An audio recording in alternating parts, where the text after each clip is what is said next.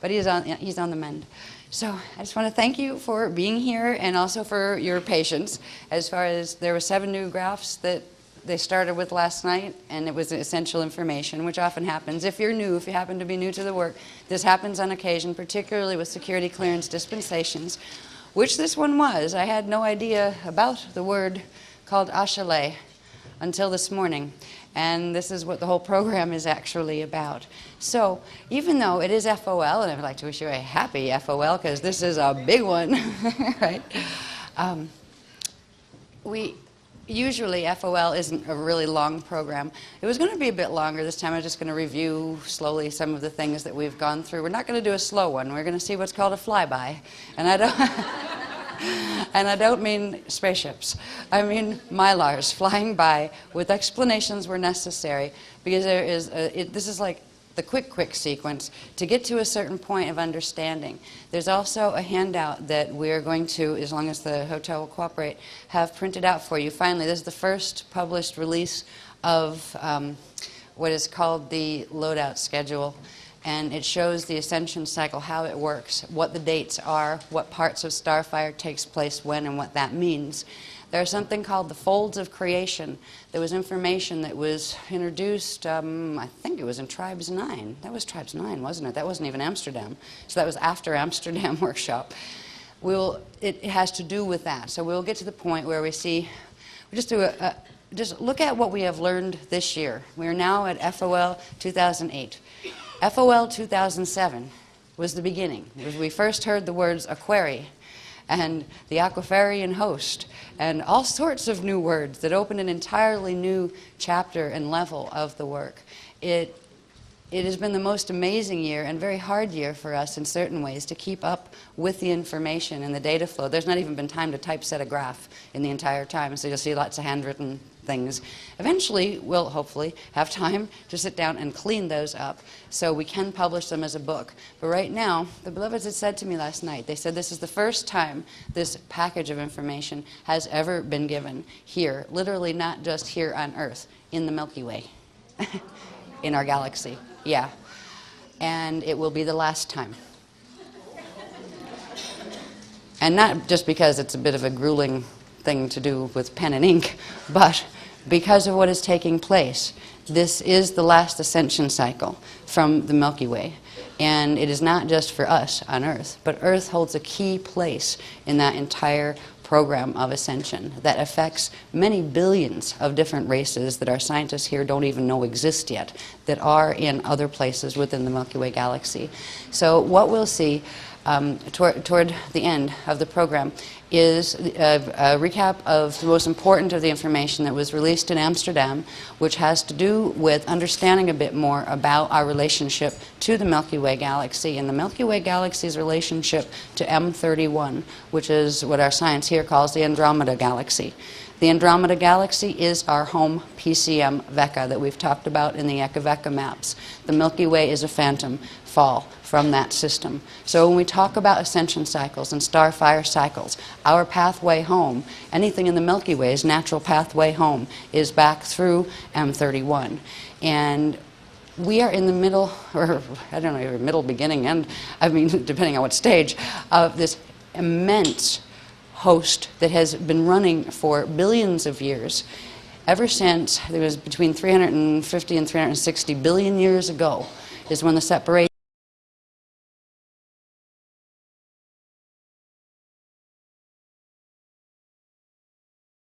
host matrix going on. And there was one point that needed to be reached within that host matrix, and it was a point where a large portion of the inhabitants of that system, but not just the inhabitants, a portion of the quantum mass, which means the matter base, which also means stars and planets and things, could also be pulled back into their path alignment with M31, so they would evolve back into that galaxy.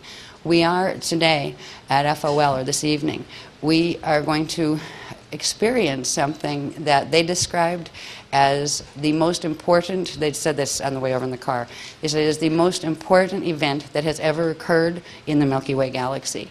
And yeah, so I'm going to be learning about some of this as we go along too. They've got me to a certain point. I can still feel security clearance on some of the other material. What I want to do is get you to the point, be you someone who's been with us for a long time or someone who's relatively new.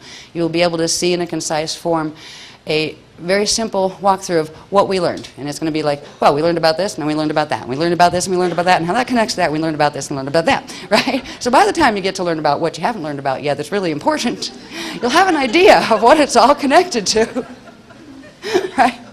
We did a slower recap of things with a bit more density and detail involved in it in the Amsterdam workshop, which is an excellent workshop for anybody that's new if you haven't seen it. It really puts together large bodies of data that took us 7 years to accumulate the knowledge of, particularly the last year. And it will be slower than what you will see here, because we have more strict timelines here. I believe the dinner is fixed at 6. Or no, it's 6 and 8, but we have to be out of the room so they can set this room up. And they said absolutely have to be out at 6 for 6:30. 6:30 now? Okay, 6:30. So we can go till 6:30, and then we have to have that break, and then there'll be dinner. But I believe we can use the room afterward as well. So we'll get through the program. But they're right at the end of 7 graphs, upgrading 7 graphs. They threw this new graph at me. It's the one that's not finished at the end, but it's enough. It will be finished enough to show you something really, really neat about what are called adjugate twins, elemental adjugate twins. And I'm not talking about you go find your adjugate twin person. We're talking about, say, your hydrogen atoms have an adjugate twin companion atom that is in what is called the adjugate system, which you'll see what that is. And if you don't know what that is, you'll be able to see what that is by the time we go through these quickly. But they are finally, this will be the first introduction of what is going to be the Crystal River Healing Program. And they are showing us how to use sound. And for the first time, they have given, or they are giving, in the process of giving, and it's a lot of data analysis. They have to, like, you know, cross my I's and dot my T's, if you know what I mean. But it will give you the idea of how the system works, where we have now the notes, the primary notes, or prime notes that they call them, that go with what colors, that go with what Allurian chambers, elemental chambers. And when you use them, it has to do with light and sound relationships between here and what's called the Adore, or adjugate matrix. That is the other part of our system that's on opposite spin. It's natural too. But when you use certain combinations of specific tones, it enables you to create cross harmonics between them that allow for all sorts of things like fast ascension, opening gates, and fast healing of the DNA template. So they're just beginning to show us what the Crystal River Healing Program is going to be about. They even had us bring tuning forks, because there's going to be an exercise they want us to do, and this is going to be a first. I've never used tuning forks before. But at the end this evening, when there's going to be a series of things we need to do for those who want to participate in the activation that is coming in. There is an activation incoming on the planet, whether or not anybody's here. It's incoming. The fact that we're here will help buffer it so the Earth can hold it, so it doesn't create earthquakes and all that kind of stuff. But with these frequencies coming in, we will be asked to create a harmonic type tone that is a transharmonic tone that has to do with using simple ones, the simple notes here. There are 3 simple notes. They're going to have us strike a note on the thing and on the fork and hold it here so you can hear it, right? And then they're going to have a portion. We're going to divide the room into 3 and have, I think it's 3 or 4. They haven't told me yet. It might be 4. Okay. And one section will use your voice to find that vibration, right? So you can make that sound, and we'll do, strike it a couple times so you can hear it and hold it. And that will be like, and it's actually E, A, and D. There are the notes. And it really doesn't matter which, whether they're high or low, but they want you to match to the forks. And there'll be a section doing A and a section doing D in a certain order. And there's going to be something else that comes through live that they didn't tell me about yet. This is the first time this particular type of healing technology has been able to be used on this planet, and for a long time in most places in this galaxy. In Seeding 2, there were they're saying a reduced element of this technology was available during the Seeding 2 period on Earth. And it had to do with something called the Halls of Ashayana. And the Halls of Ashayana link into what are called the Edans, or the Edan domains. So this is the beginning of a wonderful set of events. It is at this point that there is no turning back in the ascension cycle. We had talked about for a while that we had entered in, I believe, August of 2007, we had entered the early phase of a starfire cycle that was called the Kali-Hara cycle. And whether or not we reached a certain, whether or not the Aquafarian shield, the collective of Aquafarian indigo humans on the planet, whether or not they reached a certain base pulse rhythm or core vibration would determine whether or not we would end up with 3-day evac call immediately, or whether we could ride out a cycle because the ascension cycle would occur. But it's not just an ascension for this planet. It is a huge ascension, as you'll see as the graphs get more in depth with the Amsterdam information. It is for the Milky Way itself. It doesn't mean science is going to watch one day as the whole Milky Way goes back up into M31. That's not going to happen. The Milky Way, about a third will be capable of their ascension paths, and each system will go at a little bit different timing. We are using Earth time increments here because we're on Earth. But this is the beginning point of a shift, of a portion of the Milky Way is literally starting to shift back into natural alignment with M31, and that starts with the activations today. And it also starts a whole new world of ascension potential. It means that there will be, and this is information that was introduced, I believe, in Amsterdam and Tribes 9 as well, that because of the success that we have completed a Kali-Hara cycle. The Kali-Hara cycle ends today, all right? We've made it. Yes. Thank you, guys. We'll get upward. Yes. And it means we will enter stage 2 of starfire, which is called the Kale Krista. So we'll look at what those cycles mean. But we are in the middle of an amazing set of events. For billions of years, these set of events have been being waited for. It is one of the reasons why things were allowed to get so bad on Earth. Because if they had bailed out on the host before and just got the Aquafarian humans off Earth or whatever, and Earth fell, it wouldn't just be Earth that fell into black hole status. It would also have been the Milky Way system, the complete Milky Way system. As we'll see in the maps, the gate maps and their interfaces at the end of the program, we'll see that Earth is key and always has been key to holding the host to the its natural M31 system. And we'll also find something else out that was just revealed to us during the last 24 hours, was we have talked about a place called Eartha, which it's literally running through our atmosphere. Its matter body is running through our atmosphere. We found out in Amsterdam that is actually located in M31, and that's kind of fascinating. How can it be here and there at the same time? That has to do with the interface of the gates. It is running through our atmosphere. There's another place called Shala 3. Now, Eartha 3 is Universal Stargate 3 in the M31 matrix, which is our home matrix. There is another one called Shala 3 that is what is called its adjugate spirit, or its Eridanus gate, and that is the host that will allow Earth and this system to actually evolve back into M31. And then there is another one. It's called Ashala, or Ashale. Ashale is the name of it. And Ashale is, they refer to it as the between zones. And they've been taking me to this place in some sadhis lately, and I had no idea where I was. It's like, where's this? It feels different than anywhere we've been. It feels nice, but different. It doesn't feel like the Adashi temples that we've been doing journeys to. And they wouldn't tell me. They said, it's just the space between. I said, between what and what? You know what I mean? But they wouldn't tell me. Well, Ashale is the space between Shala 3 and the Earth we're standing on. It too runs through our atmosphere, but it is unique in certain ways that I'm just learning about that has to do with being able to open Earth's core gates directly into it, where there are very ancient but still very active healing temples that are of the Edan levels. The Edan level of Ashale is called Ashalom of the Om Shadi, the Eden levels. And this has to do with the Ashalam passage and those kind of things that we've talked about before. And it is a big event that the gates of Ashale are opening. And we're going to learn more as we go. There'll be things that just kind of go on a roll because I haven't learned them either. There's something on security clearance that's really big about this, so I don't know what that is, but it will come out. But I want to start where we basically started, just looking at, and no, I'm not going to start with the Cathara grid. This is a Cathara grid. No. There's plenty of those workshops out there. Let me see if I have a pointer. Yeah. Excuse me. No, I will start with this.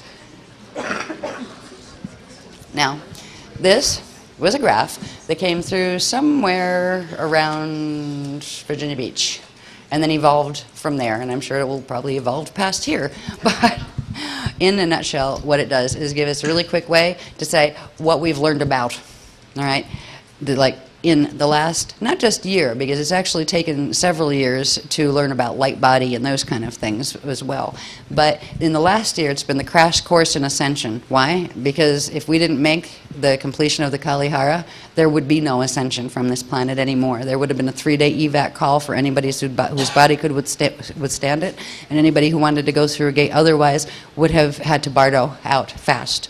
And usually natural disasters and stuff take care of that. When large groups of people decide they're going to leave a planet, they do so in a wave or several waves that involve natural disasters. So we avoided all of that. But it all started really when we learned about Cathara and then learned about crystal body and light body structure. This shows how those pieces fit together. We're down here. When we look at this, this has that 8 axis. They call it a 6 cycle, though, because you have 6. 1, 2, 3, 4, 5, 6 what are called tachyon cycles, which are key generation cycles or quantum building cycles. And then you have 2, let's say, different type cycles. One is called a Siddha cycle. And the Siddha cycle is where we learned about spirit body, the structure of the spirit body.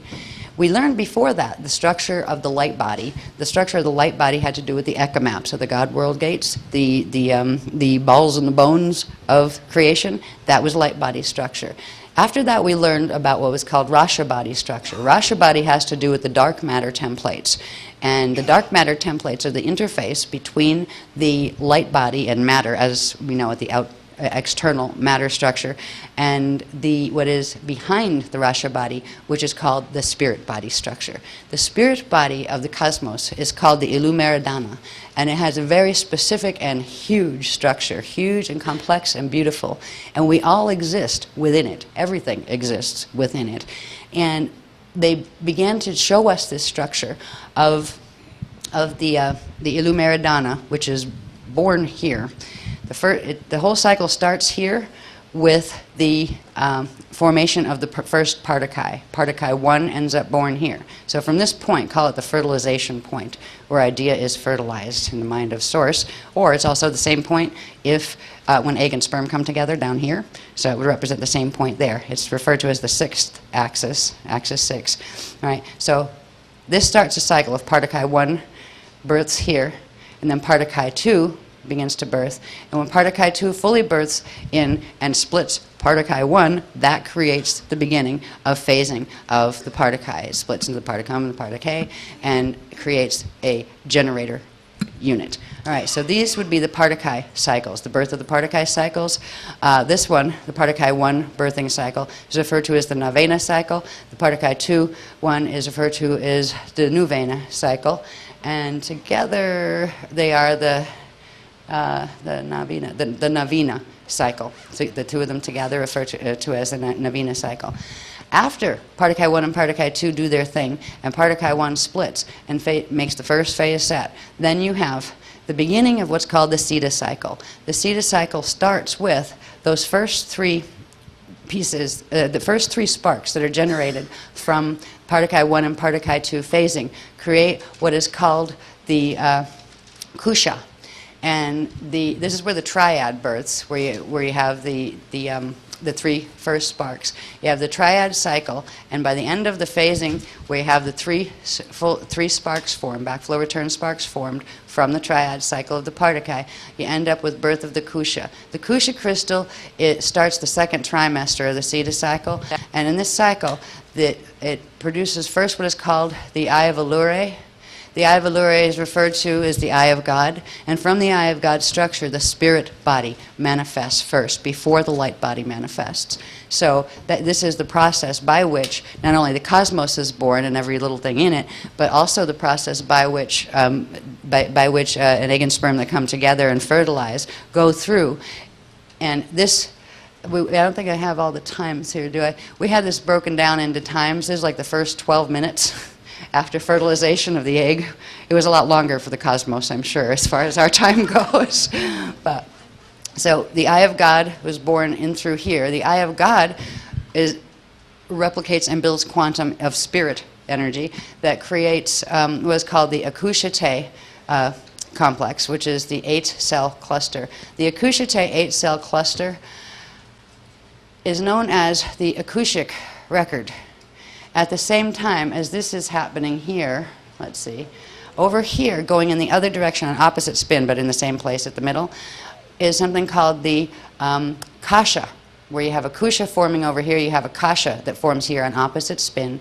It forms what is called, where this forms the Akushate, this forms the Akashate and the Akashic record. So this is where we end up with the Akashic record and the Akashic record, which hold the divine blueprints for the Ettore side that we are in, and the counterspin universe is in the same place as we are, but on opposite spin, which is the Adore side. So all of this, we've gone through all of these in excruciating detail sometimes as far as structure, lots and lots of diagrams that we're just going to touch on. Say we saw this, we saw this, we saw this, just to get you through where you see how the structures fit together, because these structures in here, they have to do with the spirit body. You have the Akushate, the Rishate, and the Rishate, and at that point, that's like the first 12 minutes after conception, then you have, no, hours, that's hours I believe, first 12 hours after conception, then you have what is called the Rasha cycle, and this is where the dark matter templates form, and at the same time of the dark matter templates forming, this is where the light body structure grows from the Taran out through the Dyad, the Mayat, the Monad, and all of the things we saw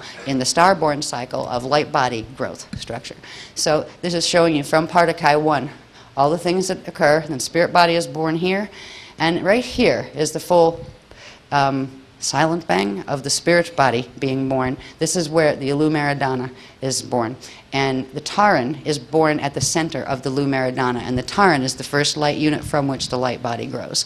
So, and all of these are conscious. This is conscious energy, and it's conscious energy becoming quantified, be it in a cosmos or in an individual. So here is where the Lumeridana is born. And it goes through what's called the gestation cycle, the Rasha cycle.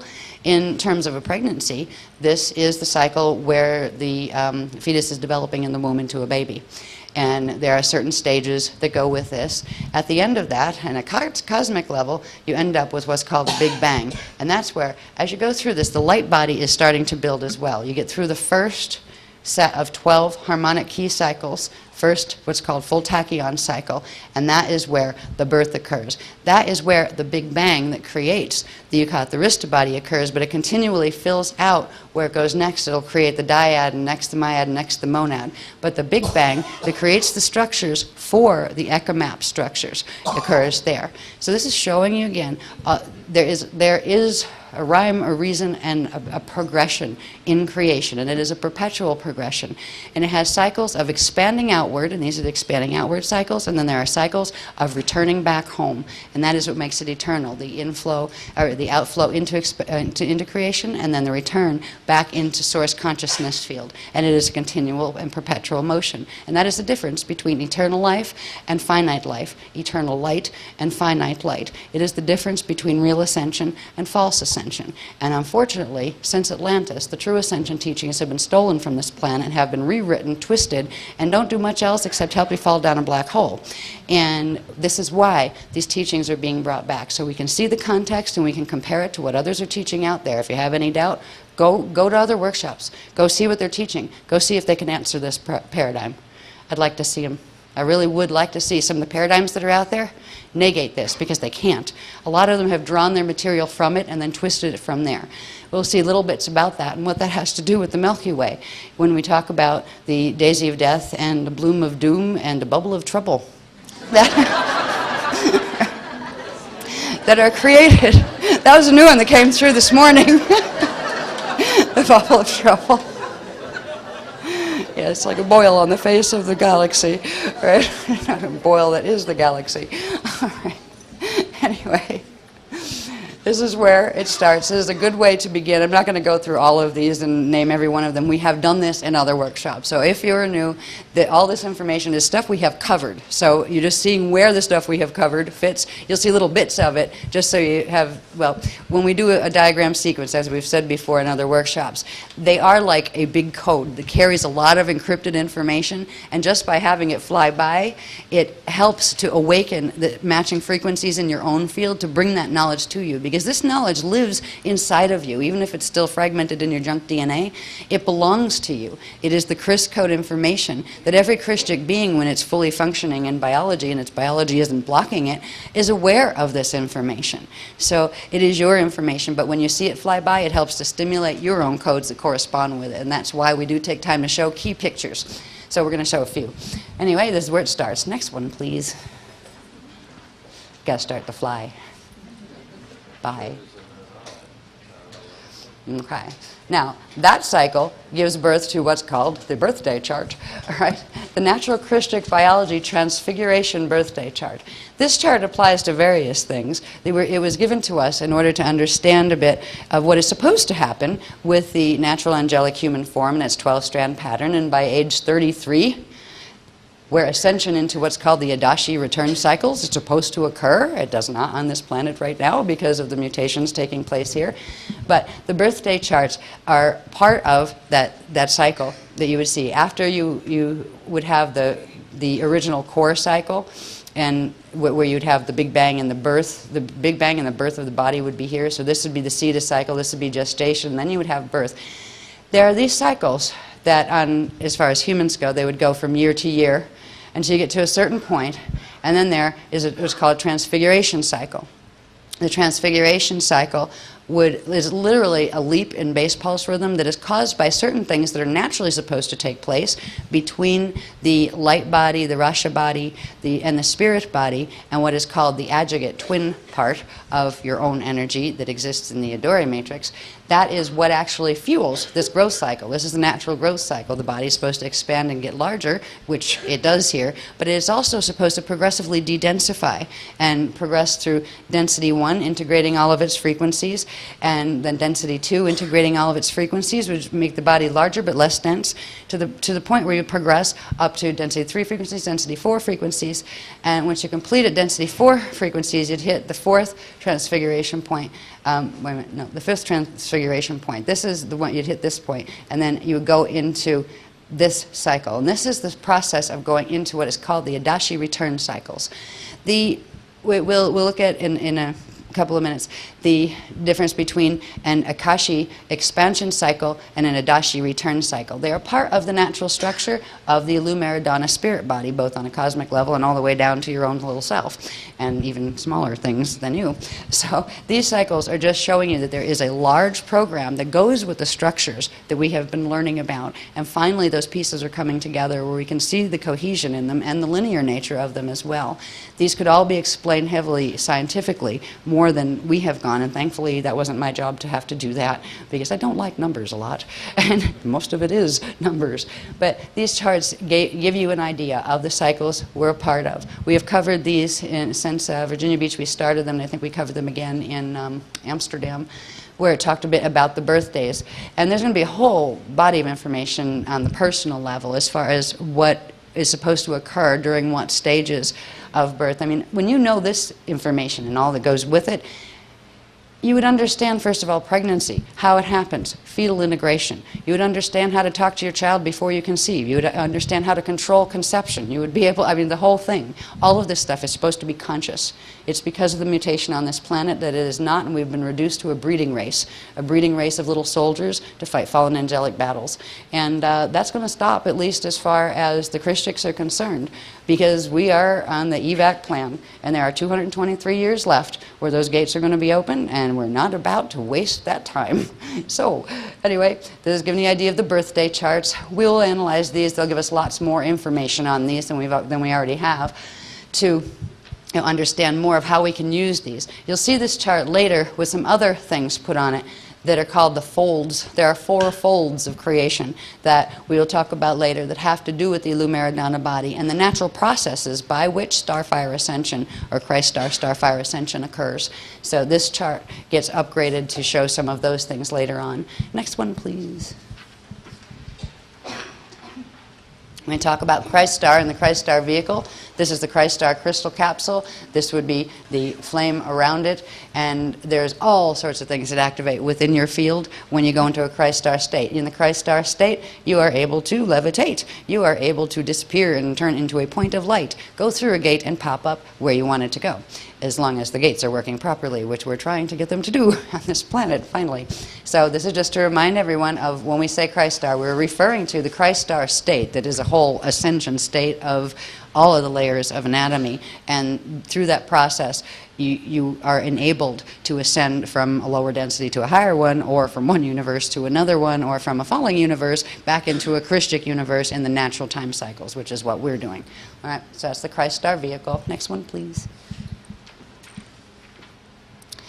We've learned about what was called the Iridanis body. The Iridanis body is fascinating. It's also referred to as the resurrection body. The Iridanis body has to do with quite complicated material that is connected to what is called the adjugate twin state, elemental adjugate twin, and it is a part of your anatomy that holds the divine blueprint for the physical body, and it can be brought back into the body in order to, first of all, in order to reset the divine blueprint and purge the mutation. And at a certain point, during that process, it actually comes into the body and then back out, and then in and back out. That process is what takes place during the Kalihara cycle. The Kalihara cycle that we've talked about is referred to as the resurrection cycle. At the end of the Kalihara cycle, what are called the conduit twins, which is different from an adjugate twin, the elemental conduit twin, or Iridanis body, engages and stays in the physical form, and that sets in motion the next phase going into, or next stage going into the Kali Krista cycle. So we'll look at those cycles a little bit more. But when we talk about the personal anatomy of the Iridanis body, if you are here, and all these are parts of the anatomy that correspond to the spirit body structure that you'll see bits of as we go, on further, and we'll look at these again. But if you are here, and this is your forward-moving vector projection line, behind you is your Iridanis body, still facing the same direction you are, and facing in the opposite direction, which would be on the opposite event horizon, but on the same vector, is where your spirit body is. That's the other part of your energy that came into the Adore system simultaneously with you. And the same goes, there's a part of you that incarnated in the Adore side fully in matter form, and its spiritual part is over here, and that's what the Iridanis is. The Iridanis is what's called the adjugate spirit. So if you have an adjugate twin that is across if you have a vector line with 2 event horizons, one pointing that way and one pointing that way, if you're here on an Ettore line going this way, there is an Adore line going that way, but there's a line that runs between them. The Ettore system over here, you would have your Mane body here that makes your matter body, and your Ire body that makes your spirit body would be going out the vector out the other event horizon. And the part of you here, your adjugate twin self, that is also Mane, but Mane in the Adore system projects its Ire body, spirit body, out, and that would be where your Mane body is. So the spirit body, the spirit of the Adjugate, the adjugate spirit, is our iridanis body, and that's where these energies come from. It holds the perfect blueprint, the original core perfect blueprint of your body form. And that means it has the ability to purge out the core mutation that was set into our bodies here with literally mutation of that process that we saw that started with Partakai 1, the birthing cycle of Partakai 1, when an egg and sperm come together. Right at that point, there is a mutation that has been in our gene lines on this planet and has caused the progressive, death is one of the things it causes. It causes many other things like death and forgetting who you are and where you came from, forgetting your relationship to God, forgetting all this knowledge, so you got to learn it again, all of that. That's all because of the mutation, and it starts literally at the conception or fertilization of egg and sperm. So this, iridanis, has the ability to override that imprint. So we have not had the ability to do a full raising of the iridanis on Earth for a very long time.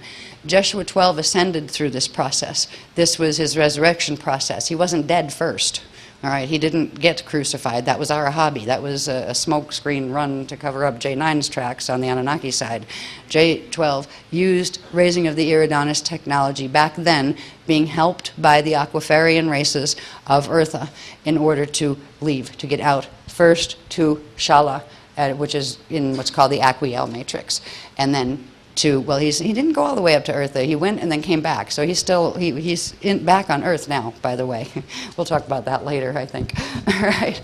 Anyway, iridanis body, your mane body that forms your matter body and your light body around it, and your spirit body, which also has a circle around it. This follows a form that has to do with the structure of the Illumeridana spirit body. Next one, please. She's got to go. Excuse me. Just shrunk. There we go.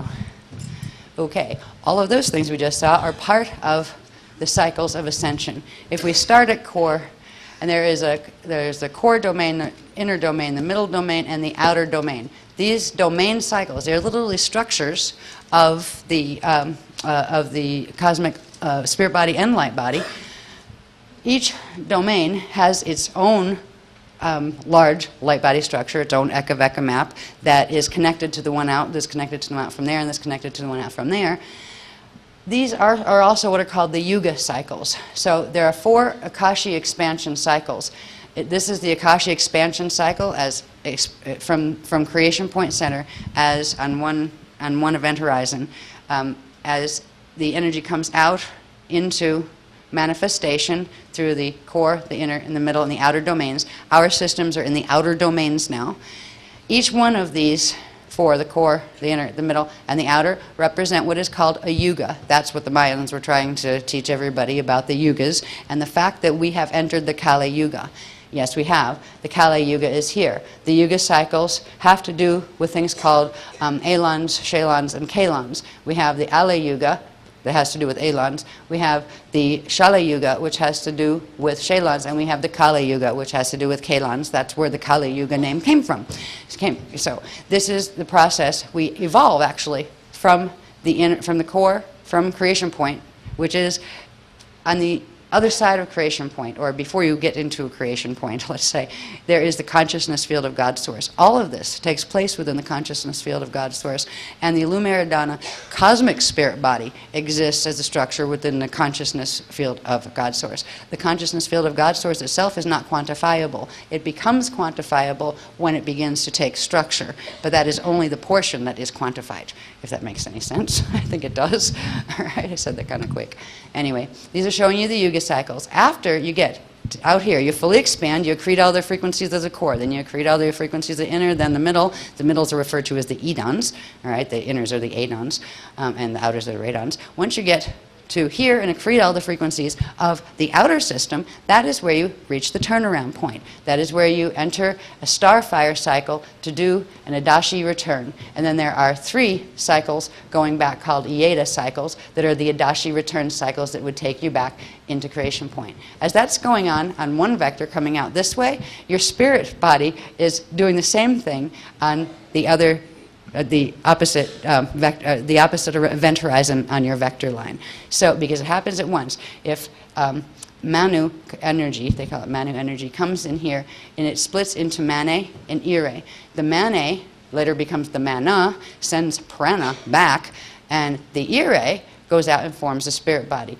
The prana that gets sent back from the Mane interacts with the Ire from the spirit body, and together they end up forming the iridanis structures in between them. So there's iridanis on this side and iridanis on that side. This is showing you a basic structure of creation that has to do with this larger structure here. So all these cycles have to do with this structure here. And this is simply looking at one vector line within the Illumeridana cosmic body. Now, the cosmos has this, the universal level has them, so the galactic levels have them, a planetary level has them, your body has these, so you have an anatomy that matches these too. But we've been talking about them on a cosmic level so we can understand a bit more of our position in relation to the cosmos, because through understanding these structures and the structures of the ekamaps, of the God World Gates, we can actually understand where we are in terms of what vector within the cosmic body. We can actually know you are here and put a dot, and we have a diagram that we've shown that will come. But this structure is showing you simply that there is the Kali Hara body. There's the Hara bodies, and this has to do with where the Hara energies come from, and the Hara line in the body that we've talked about in the Kathara classes. Then this is the Risha body, and the Mahara Risha body, Mahara Risha body, and that would be the spirit body. So on one vector line, you have the central creation point, you'd have the Kali Hara body and the Maharishi spirit body, and at the center there's the Hare Krishna body, not the Hare Krishna, the Hare Krishna, right? We went through a whole phase of learning about this from the eye of God structure outward, through which eventually the Illumeridana body forms. And there are all sorts of things, like you find the Dali Lumas, not Dalai Lamas, but Dali Lumas, which have to do with doorways in the center of these. So the Dales, a Dale means window or door or passageway through. And whatever's on the end of it referred to a place in the anatomy that we were speaking about. We're not going to cover all of that, but that was in there. So it covered all of the teachings that have come out about Dalai Lamas and things like that. They all connect to this. This paradigm was the original paradigm in Atlantis. This much detail actually wasn't allowed in Atlantis because there were so many FAs, doing nasty things with large crystals here. They didn't allow a lot of this to be published, but parts of it that were published have been broken down into the 12 religions. And they weren't religions to start with. They were the 12 legions of the Christ.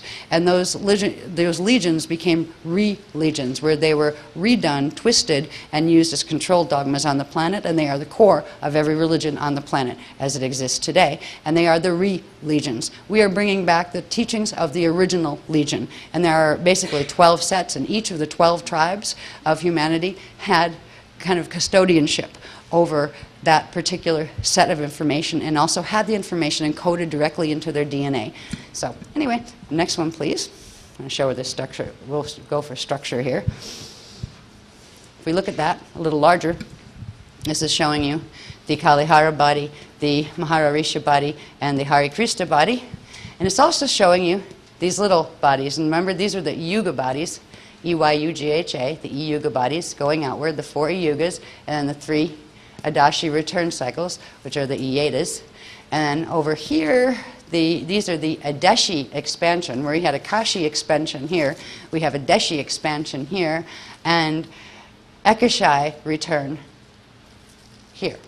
And while these are going, these are going. So it's literally a process of expanding outward and then coming back in to the center. And that is the process of what ascension is about. When we're talking about these structures in terms of the cosmos, we're talking about a massive structure of spheres within spheres within spheres.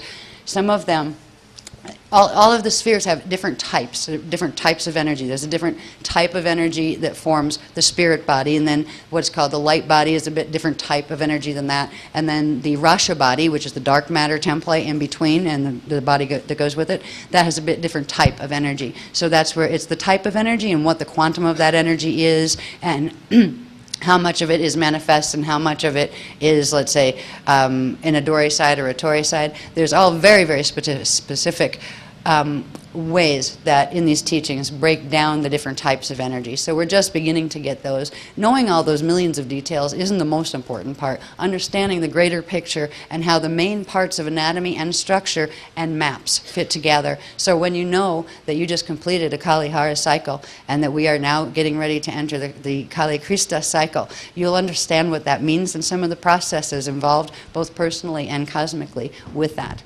So this is again looking at one vector line with two event horizons. One projecting energy out that way, and that would be the Adore side in this diagram, and one projecting out energy this way in the Ettore side. The Adore projection would be where the Ire, where Manu energy, breaks down into Ire and Mane, and that begins the process of projection out, and then eventually when you get out to a certain point, which is the fourth yuga here, that is the starfire turnaround point where the process, there's a whole process that has to do with the folds of creation that we will look at before our presentations are done. That has to do with going back into the center. In order, it actually contracts back in and then pops back out and puts you in a dashi. So there's a whole process by which you don't just kind of like roll around the ball and then pop into the one going the other way. It's a little more complex than that. And they're trying to help us understand because they would like us to understand that some of the technologies that they have given and that they will give are directly about working with these parts of the anatomy and with the spirit body directly. So it helps to understand what you're doing, not just have somebody say, here, go spin your Merkaba this way, you know, those kind of things. So as usual, they want you to understand, not just follow the leader. Because when in these teachings, there is one leader, and that is Source, God's Source. And that one leader has infinite faces, and every one of you are one of those faces. All right? So there are no followers and leaders. It's not a hierarchy in that way. There are some who have, say, more knowledge or a bit more DNA active right now, and that's okay. It doesn't mean they're any better or any more loved.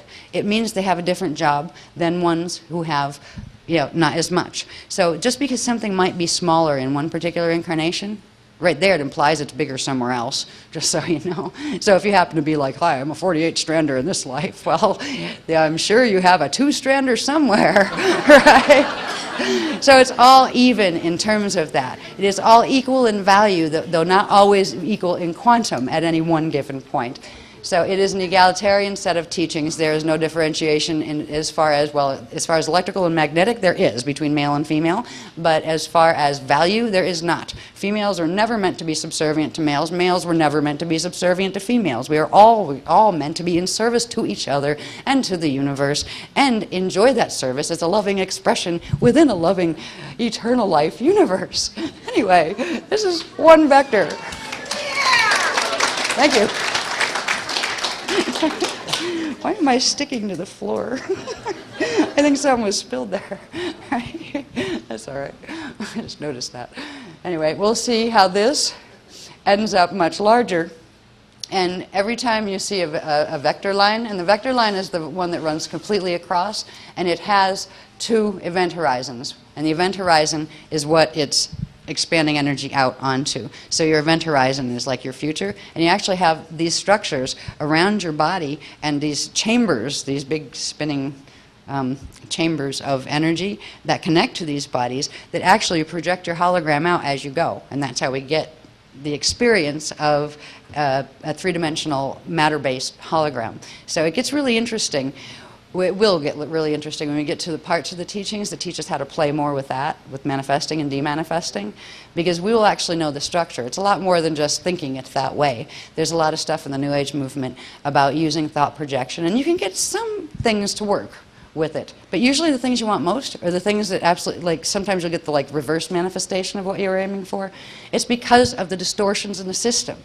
That literally the holographic projection system is distorted by the mutation, and it's being controlled by something called the nets, which are the Nibiru and electrostatic transduction fields that are connected to that are connected to the black hole machine called the beast that is on planet, in planet, but also at the core of the Milky Way galaxy. So we'll see how all of those things fit together and what that has to do with ascension and why this is the last ascension cycle, as it is, but at least it's a bit long. It's 223 years. That after that point, this system, this Milky Way system, goes into quarantine, and there will be no gates anywhere to any of the living matrix open. They will only have, well, the black hole people will be able to play with each other in this matrix, and etc.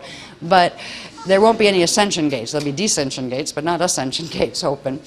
So anyway, it starts with this structure and understanding the beginning structure of the Lumeridana spirit body, because this has to do with time vectors and what time vectors we are in. And there's going to be, all right, they're saying there's going to be a lot more on that when we start to understand probabilities and how to begin to move between probabilities. And at some point, they'll help us understand how that's exactly what is being done in this host in order to move the portions of the Milky Way that can still hold a Christic BPR, a hosted Christic BPR, to literally shift probabilities. So at least that part of the life field and some of the matter base will be able to go back into a natural place where these events did not evolve in the way they have in this system, which probably means go back to M31 before it fell. The part of it fell to become the Milky Way. So we'll see. That's later workshops, they said.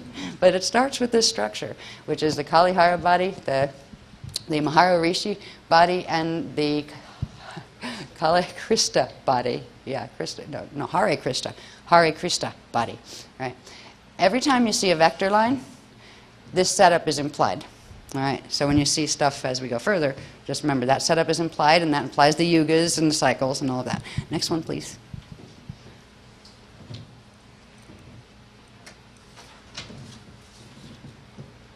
All right.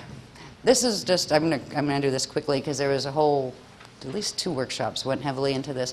This is when we were in the Siddha cycle, remember after the Kusha was born. First you had the triad cycle, you had Partakai 1, Partakai 2, Partakai 2 splits Partakai 1, makes the triad, triad sparks, makes first 3 sparks, and they form the Kusha. And then we started the second trimester of the Siddha cycle.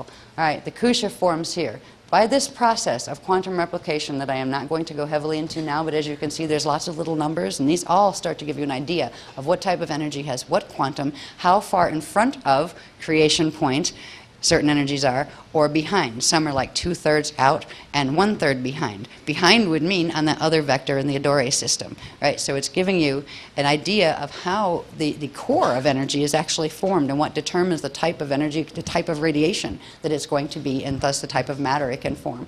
So all of this starts with what was called the Eye of God structure.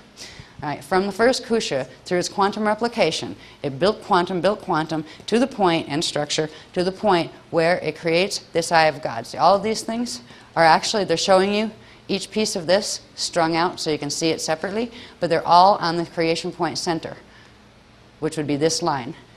This one is completely out, bless you, it has nothing in Adore, and all in a Torah is in front of the creation point door. What would be here would be behind the creation point door, which means this is in a Torah, that would be in a Adore. But if you flip the diagram around, like, you know, literally around on the machine, you could say the same, but there would one that would be more in a Adore and the opposite in a Torah. So there's a whole set that go, if this is the Torah line, event horizon going outward, it implies there's another one going outward this way with the same setup but going in the opposite direction. But it showed you the first core structure. It's called the Eye of God structure. And the Eye of God structure creates what are called the eternal lavas, or the core currents, the first core currents of the Karayasatahala, the Christ. This is where the word Christ comes from those sound tones and the vibration they carry. So we went through the Eye of God structure, and that leads into building of more things. Next one, please. We're still in the Siddha cycle in that first diagram. Okay, the Eye of God structure ends up creating the Hare Krishna structure, or where you have the Hare Krishna body, the Hare Krishna body, the Kalihara body, and the Maharishi body, and one vector line, right?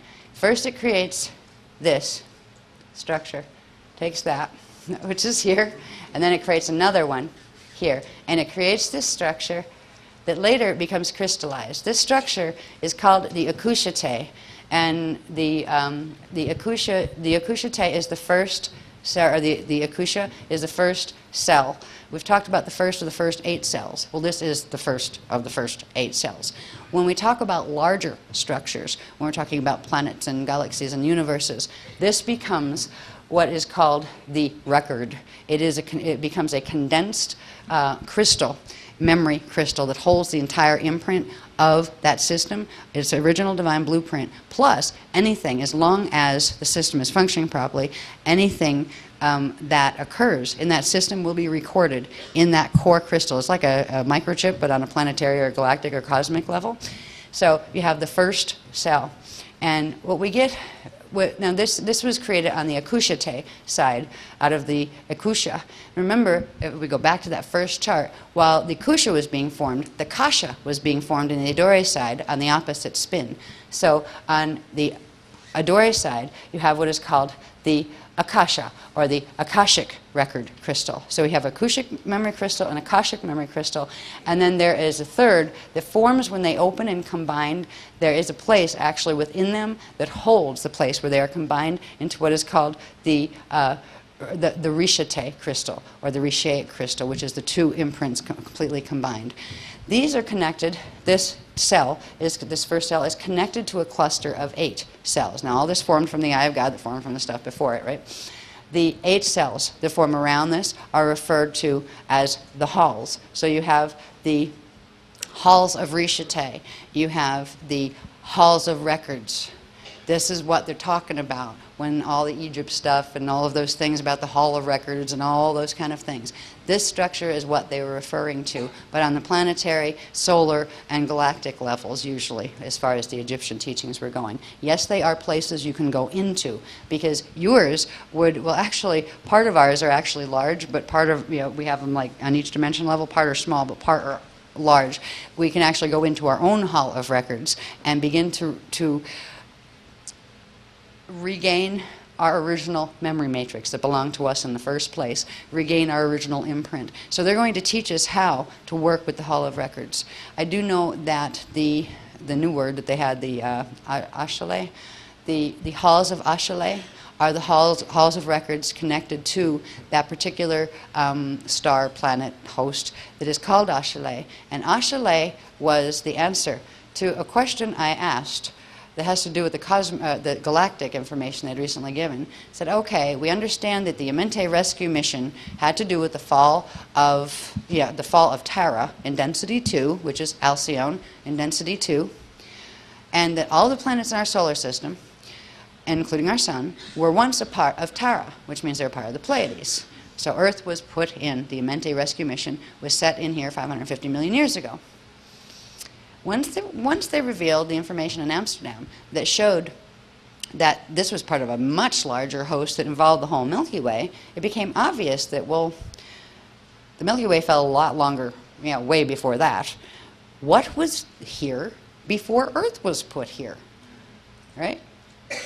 There is a star. It's on different angular rotation and particle spin. It's an in-between, between here and Shala, which is the Agate spirit part of Earth in M31. All of these are accessible through the vertical maps that have to do with our atmosphere and going down into our core. But anyway, when we enter the halls of Ashale, we are going to be entering first, there's the journey we're going to be taking. We're going to be entering the 8-cell cluster that somewhere in a little bit we'll see around that. They will be the halls, and then at some point we will go into the memory record, the core first cell memory record. There are very active healing temples in these places. They're going to teach us a lot more about them, but they are opening the gates. These can be at a certain level.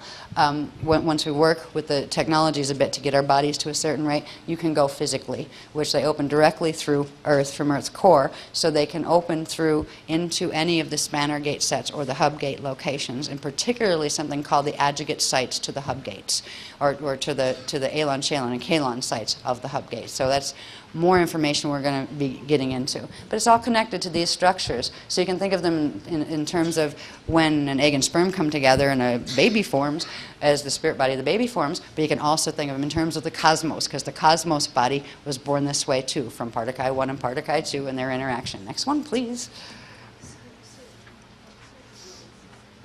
All of it culminates into as far as when we get through the whole Sita cycle, there are several things that happen after that. That was the Akushate phase, trimester 2. Trimester 3 is the Rushate phase of the spirit body cycle, and the Rishate phase is trimester 4. And at that point, there's a big silent bang.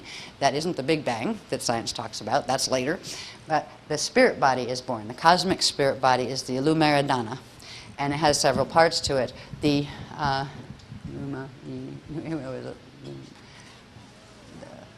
the Luma, with an L, not an E, Luma Eterna is the central part. Now this is all huge 15-dimensional structure as well as 3-dimensional, like you can walk into it. We exist in it. I look at it as like the massive apartment building in the sky that we're all hanging in. Right? What you're seeing here are actually the core flows. Each one of these, this would be one vector line, right? From here, coming straight across to here.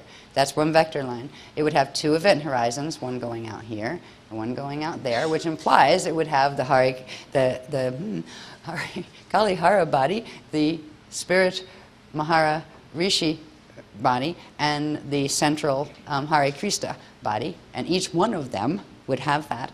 The core flows of the lavas that come from the Eye of God structure, which would be at the center, come through this figure 8 configuration. This is also a configuration that we later find has to do with the shape of what are called spanner gates. They're spanner gates that open the core flows that allow for the natural structures of probability interface, the natural structures of full ascension to occur. So the Lumaradana body, there's going to be massive things to learn about it. If you look at this, you can see that each one of these is built on a Kathara grid, the properly proportioned Kathara grid. So there are a set of 12 of them, but there's 12 on each side. So there's actually 24 Kathara grids. It implies 24 balls or cells on the outer parts with their corresponding one on the inside. And this structure later will help us understand more about where we are located, and also in the cosmic matrix, but also the interactions that take place in the folds of creation. Because when we talk about later, the folds of creation are literally referring to, at very specific time cycles, there will be a folding of, say, on one vector, right? One vector line, where it's Kalihara and its spirit body come together, and so does its adjugate set, and they come together into the center. And at that point, they do a replica thing, and then they can pop back out, and that's how you get into the Adashi return cycles. If you're in the Itori side and you want to turn around and go back into the return cycles, you go through, you literally go through where the parts of yourself on that vector come together in the center, and then you expand back out. And when you expand back out that time, you're in the return cycles. So there's this whole process that involves this structure. That's why they wanted us to know this structure, and that's why I wanted to touch base again with the structure of the Lumaradana, a cosmic spirit body. There's also many little ones like this inside of it, right? But we didn't try to draw that yet. Next one, please. Again, it brings it back to simple. One vector, 2 event horizons, and the 3 parts of the body. So you'd have this one is showing actually what was called the 4-10 vector. Now if you look at the 12 vector lines, right? Let me put that one back for one more minute, honey, the one right before it. Yeah, thank you. We'll look at it more closely too in another way, but I just want to see this. I want to point something out. All right, if you notice, it forms a set of 12 event horizons, which means 6 vector lines, but 12 event horizons. And these 12 event horizons, oh, wait a minute, I'm getting interrupted on something. They want me to say something. Talk about the vectors now? Okay. All right. I was going to save that for later. Anyway, when we have our vectors, which are completely on the straight line across from each other, these are numbered like a clock, with 12 at the top. And if we're looking at the Itori side, coming down 1, going all the way around through 12, just like a clock face would. In the cosmic body, we are on vector, what is called 4, 10. This has to do with adjugates. When what is across the vector line is adjugate to each other. So if you're in an Itori system on 4, your adjugate would be the Adori system on 10. and that kind of relationship. This also has to do with the relationship between atoms and elements, as far as there are twin elements. So if we have like hydrogen here, there's an adjugate twin to the element there. And there are certain things that occur when you bring a manifestation and its adjugate together. When you bring them together, it allows for the manifestations on both sides to pull into wholeness into the center, turn into light, then it can expand back out into a starfire cycle. Or if you finish an Adashi cycle, once you do a starfire, Christ star activation, go through a Adashi cycle, once you get back in the second time, then you can go into full Christ star state, where that's a whole different state of manifest being, where you can be all over at once and you're pure consciousness and you can manifest yourself as anything or nothing and all of that kind of thing. And you can go back fully into source consciousness field while holding the integrity of your memory and your sentient individual identity. But at that point, your individual identity has even more than 1,728 selves associated with it. But they're all you, and you know yourself as that being called them. Right? Anyway. So we'll see in some of the diagrams the 410 vector line being used, because we are down in the cosmic, in the cosmic one, we are down here in vector 4, Atori vector 4. And that means Adore vector 10. It's not really a vector, it's event horizon, so we call it horizon 4. And horizon 10, Adore, is our adjugate. So this will be where, this is where our iridanis comes from, is our adjugate side. So we were the first part in entering the stage 2 of the Kali Krista cycle that we just finished Kali Hara, now we're going into Kali Krista, is literally about engaging and progressively merging our atomic structure here and our light body structure with the iridanis body, which progressively de-densifies it to a certain point that allows for it to go through into the next stage. Then we'll get into, there is a diagram at the end that will get into strand potentials as far as in the natural structure of how this works.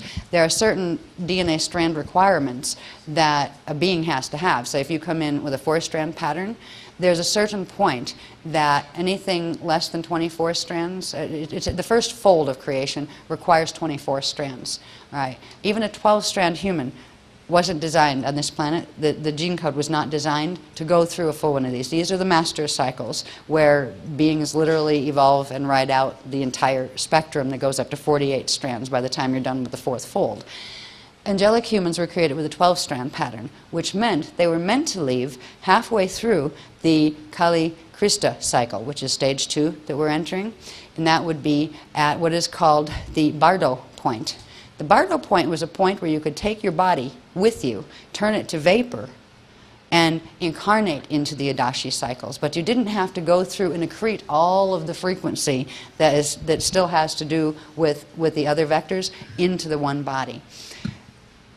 And one of the things that is happening since Tribe 9 and the activations that were done in that one after Amsterdam, they have given an upgrade, a genetic upgrade on the planet that is running through literally the Hall of Records that has to do with the Aquafarian shield, that whatever had a 12-strand imprint at birth has been upgraded to 24, which means, yeah, an indigo 2. And whatever was an indigo 1, an indigo 2, 24-strand or more, it is upgraded to 48, so indigo 1. So there's there's literally, as we speak, a genetic upgrade is beginning, and that will allow for the angelic humans. It'll be available to about 1/3 of the angelic humans and indigos, those upgrades. It will allow for them to be able to go through this cycle as the masters who, well, it's kind of like if your planet's going through a really rough ascension cycle in a system that's falling, send in the masters. Yeah, it's more like appoint them, because they're down here. Yeah, we're going to be given, not just like us here, but literally the angelic humans of the planet are also being given the upgrade, so they can again reclaim their Templar commission as guardians of this planet. And it will also allow them to overcome something called the Omega Kill Code, which is something that was meant to hit Aquari Indigos first and to kill our bodies before we could get this information through in frequency. And we've done well with that. We're still standing and not dead. it also affects the entire angelic human population. It is like a genetic virus. I believe they said it was a retrovirus, which means it's in the RNA. And it was meant to go after whatever was the weakest point in your body, be it your immune system, your heart, or whatever, and to just shut it down, literally, before you could activate the codes that would allow for this galactic level host to be held. And because of the upgrade in the DNA that is being given, and because we are now going to participate this evening in the opening of the halls of Ashayana, it will clear the Omega kill code out of 1/3 of the population as far as the humans and indigos go, which is really good. The third has to do with what the Earth grids can and can't transmit. Because it's not just our shield at this point, the Aquafarian shield. This would have to interface with the Earth shield. The third has to do with a part of what is called the net, the black hole net, Nabirian electrostatic transduction field net that runs in our atmosphere and controls our electricals and our biology and all sorts of things. Well, the Green Dragon fallen angelic crew, because they were going to lose to the Red Dragon crew and did not want to end up eaten alive by their black hole, turned their grids over to the Christics. And that means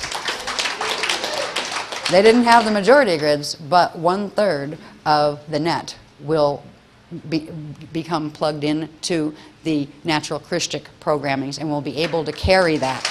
Yeah. So that's why it's only 1/3 that can be assisted, but boy, that's a lot better than it looked a few months ago. So this is another good thing. Anyway, next one, please. Ever get through this pile? Is it cold in here or is it me? Yeah. And again, that was just looking at one vector with its 2 event horizons. And it's only showing one set. This would be, if it has the ... that's referring to the spirit one, right? This would imply, I think I probably have them labeled wrong, but the ... are supposed to mean the spirit body part, and that would be the Mane body. So that would be the Ire body and the Mane body, right? And you'd have also a Mane body here with its spirit body over here. It gets really crazy when we get to the chart on how the prime notes and colors work. That is why it wasn't done. I wouldn't have shown up for 3 days if I had to finish analyzing which was on which. But it has to do with this structure too, and the adjugates. The most important thing to understand about the adjugate is the adjugate twin of a thing is, of a Mane body or a matter body, is the matter body on the same vector pointed in the opposite direction in the Adori side. All right?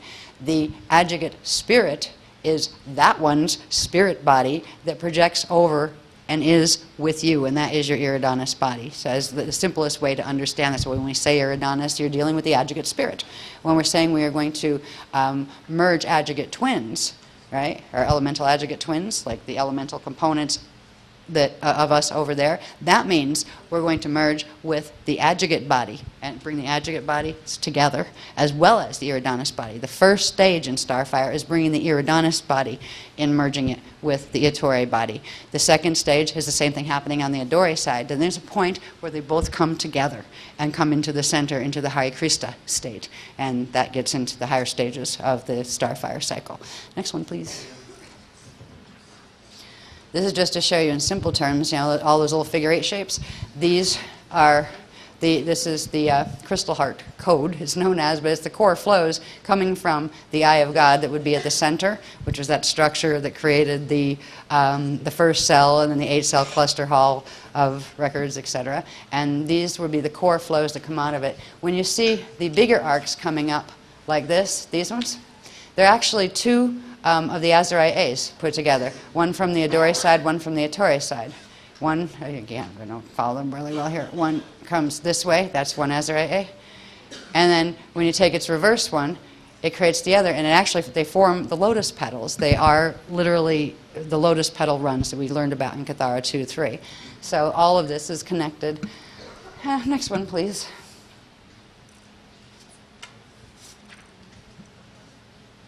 This is what they look like when you see them all together. As far as just showing one set of Hara bodies, right? That would be the Hara bodies on one vector, and again, it's the 4-10 one. So that would be our Ettore Kali Hara body would be here, and our Ettore, its spirit body would be over here. That would be our spirit body Maharishi in the Adore side, but it's our spirit body.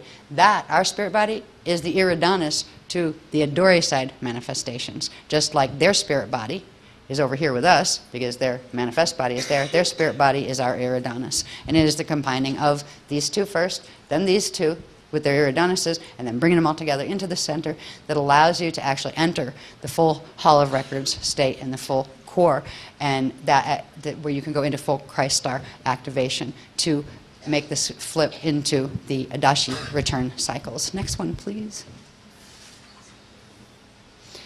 That is looking at the structure of, now let's say it's just the Atori side. You actually have a set of 12 on if you look around this, there would be the 12 lines. These lines are referred to, by the way, as the Allurian chambers, the elemental command chambers.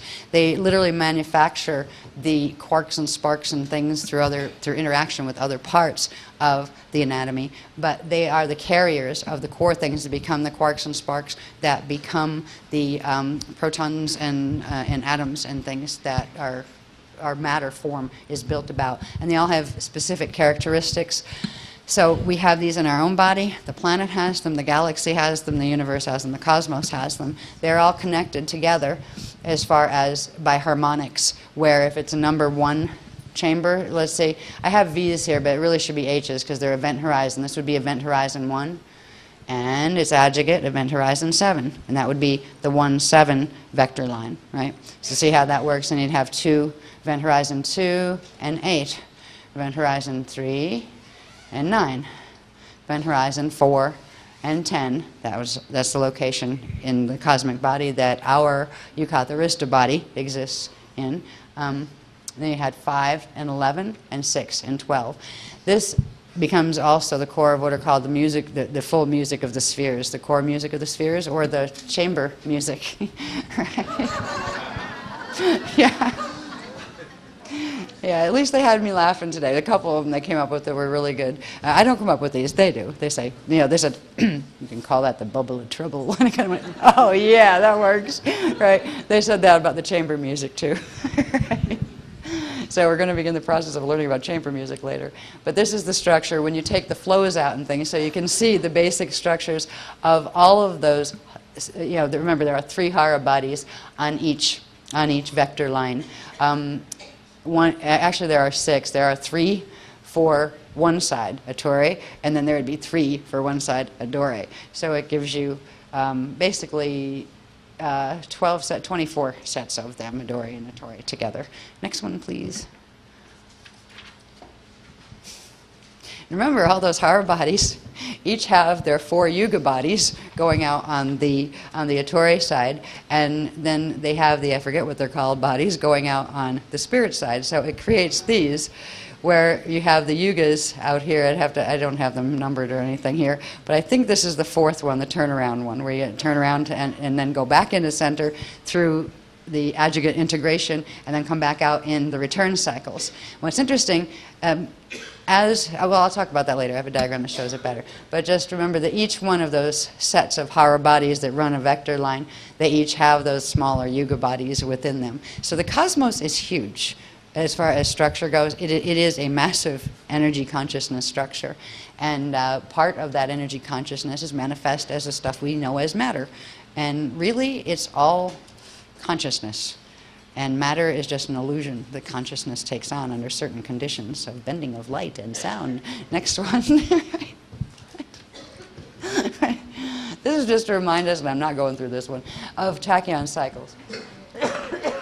We covered these from Tenerife onward, and Tenerife workshop onward, and it just showed how sparks build up to form harmonic keys, and harmonic keys form what are called tachyons, and this quantum building, quantum replication, and it is by this process that the light body structure grows. It amplifies an original quantum, and it replicates and replicates more and replicates more, and this is the process of an eternal life system, goes through cycles of, or tachyon cycles of quantum building that leads to the point of being able to hold all of the frequencies that would be associated with a system that allows for a being to ascend from that system through integrating expanding the systems and allowing them to go into the Hare Krishna state at the center by merging their adjugates for the turnaround. So these are just, we talked all about this in very, very heavy detail about how tachyons work and all of that, all these little print, they were all, each one of these was a big sheet.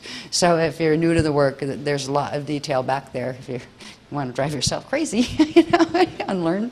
There's like a million years of learning in here. We just had to have a crash course so we could see all of this, almost like this, maybe this is the presentation where you can just see it all strung together really fast compared to any of the other presentations to get the gist, so you know right where we are. And this is the greatest celebration because we are finishing that as we speak. We are finishing the Kalihara cycle on not just the planetary level, but in the Milky Way. So this is really exciting.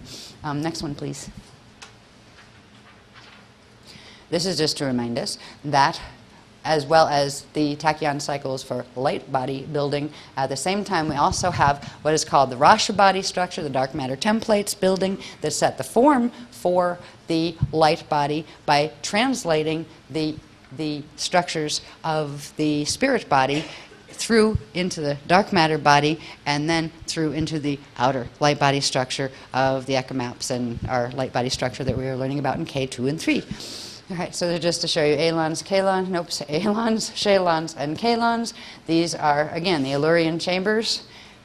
They're equivalent in the Rasha body levels. So these are all parts of our anatomy, all parts of the cosmic anatomy.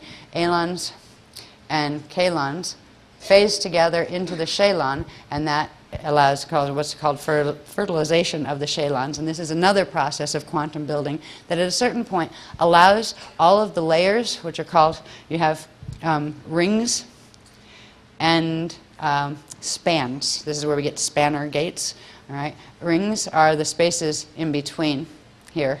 So where you see 1, 2, 3, 4, 5, 6, 7, 8, 9. They are the rings of the Rasha body, dark matter template, and then the spans are crystalline bands that separate them. At a certain point of quantum building through the phasing of the Alons, Shalons, Kalons, and what are called orons out here, at a certain point there's enough quantum built where all the polarity layers between them depolarize, and the whole thing turns into a wave. It actually turns into the beginning of what's called a celesteline wave, which is turning the whole entire structure into light radiation so it can then move to another spot and come back out again into manifestation. It is the process by which Stargate passage is done when your body is working normally. It is also the process by which the universe and the cosmos live and breathe and are eternal, where there are phases where they go into light and then they come back out into manifestation and individuality, and then come back into light and go back into source and then come back out again. And it's perpetual motion universe. Next one, please. We learned about how the Rasha body creates actually what's called elemental command. It is in the Rasha body that there is something called the Navajo cell, that is the cell that phases and creates the beginnings of what become the periodic table of elements. This is the regular periodic table that you can find on the internet. There is one that the beloveds have given us too. Next one, please. There are 144 natural elements. They're broken down into the 5 elemental commands. So all of this information is covered. We've covered it in various ones. I didn't even have time to fill all these in yet. Right? But each one of them would be, it's like the periodic table, but it goes up to 144. And these would all have their adjugate corresponding on the Adore side. And when you combine one here with its adjugate, it creates the celesteline wave. It begins the process of that merging at the center that creates the ability of the matter form to turn to light by combining with its spirit body. That's done through combining with its adjugate, who is connected to its spirit body over there. All right, so it's a whole huge process we're involved in, but it's very complex, but it's also simple. It's basically a simple process.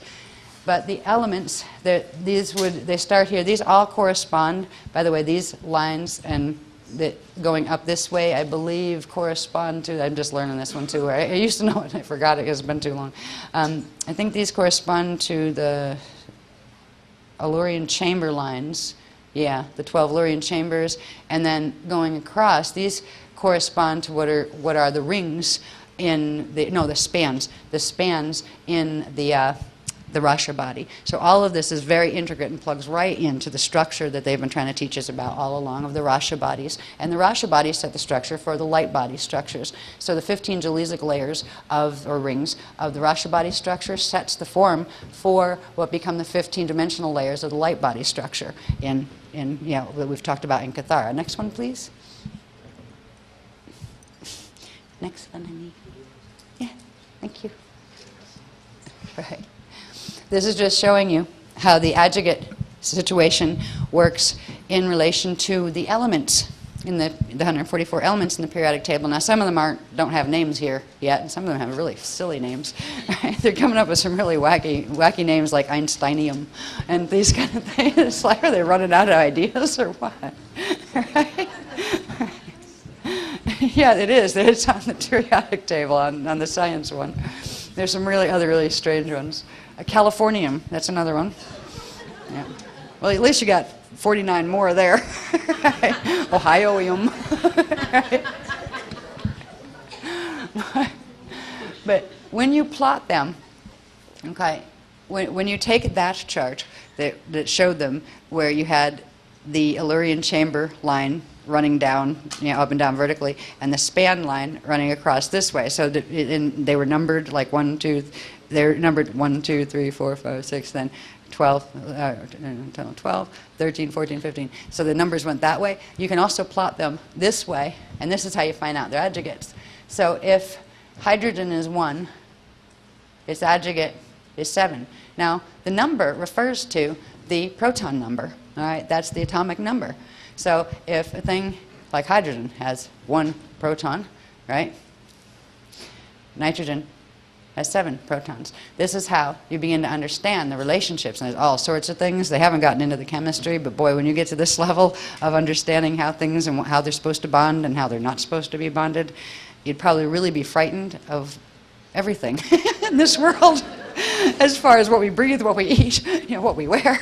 I mean, there are certain things that are natural and certain things that are not. And right now, the elemental base on this planet has been heavily mutated by the black hole technologies that have been progressively employed here. So these are the natural state relationships. They will eventually teach us about those too, but right now they're not going to go there. They're going to teach us about the music first. They're going to teach us how to sing them together rather than worrying about mixing them together in test tubes. Right? Yeah. So anyway, this just shows you, going all the way up to somewhere up here. I think down here, is there one more? We have 144 somewhere. Yeah, from 1 to 144. They are the naturally occurring elements that come from the first 12 of the 15 Jalesic layers and the 12 Illyrian chamber lines. All right, next one, please. Oop. I didn't even see him go. This is just to remind us, and I'm not going through this one again, ever. Right? This was how the light body structure was built from the first Taran, and the Taran is born when the Illumeridana spirit body is birthed. At that same point, the Taran point of light is birthed at the center of it. And so the light body structure begins to emerge. The inner light body structure starts to grow in the Illumeridana spirit body and from the Taran. So you have the Taran, the Maya, the Dyad, the Monad, the Maria, is this? Yeah, Maya, yeah. Maya, yeah. Yeah, I'm not even going to try to read these. I used to have them memorized, but I have so many other things memorized now I can't remember these. But this is the 1728 cell Edon. No, this one is. This is 144 divine blueprint. These are all Partakai power. I mean, all of these were measured in quantum, like how much Partakai power it has, and that goes back to the I God stuff that gives you an idea of how much Partakai power has, even in terms of ohms and ers and roos, which are increments of measuring cosmic electricity. So, yeah, it's like really heavy. It can be really heavy on detail, some of this. This takes us all the way up through as the light body is birthing. All of this from the central creation point, right at the point where the Taran came in the center of the Illumeridana, comes up to the Unici, which is the inner seed atom. Then it progresses into, next one please. It progresses into the birthing of the Eucatharista body, which would be this one, the big one at the top of the stairway to heaven. And the Eucatharista body then births the they call it the Akasha Aya, 2 Akashaya, one on the Ettore side and one on the Adore side, equal Yukatharishta. All right, so the Yukatharishta is the two of them put together. The Akashaya is the one, if you're referring to one of them.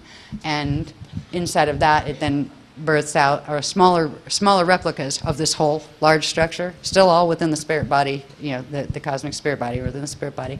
But it does the 4 Akasha A, and then these are the 4 Akasha A, the 4 Akashas within each of the Akasha A, and there's actually 2 Akashas at the center, so there's 24 Akashas, 16 on the outside, and then like 8 more in the center.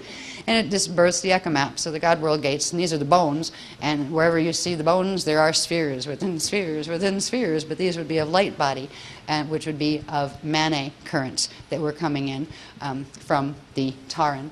So all of this fits together, and it comes out in the things that we've been being taught all along, but it all exists within and grows within the spirit body, which grows first. Next one, please.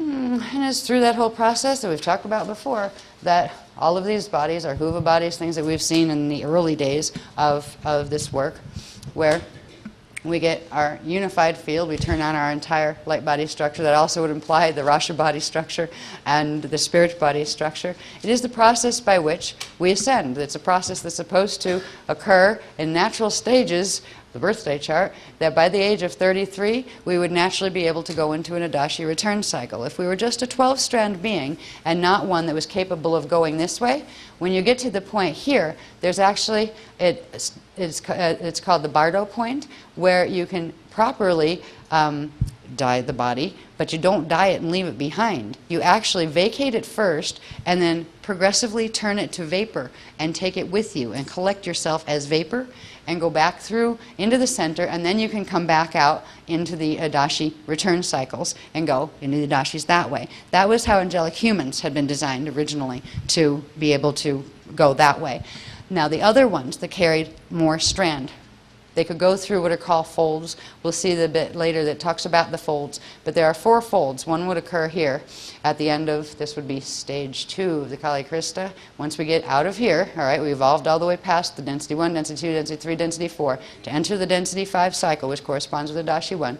This is where we would start here, the Kali Hara cycle. Over here, we would start, this would be stage 2, the Kali Krista cycle. At the end of the Kali Krista cycle, there would be fold number 1. And we'll see later what the folds are about. Then we'd have another stage 3, fold number 2, stage 4, fold number 3, and stage 5. Stage 5 would be the 4th fold. And the fold is about literally bringing it all back into the center in order to allow for it to expand back out in the Adashi turnaround. And it's about bringing the matter body through without turning it to vapor. So there will be, because of the upgrade that's being given genetically, there will be people on this planet that will be able to graduate to this biologically. Not everybody has to. It's a choice. Some people will choose the fast way. This is the long way. Right to here will take 223 years from where we are.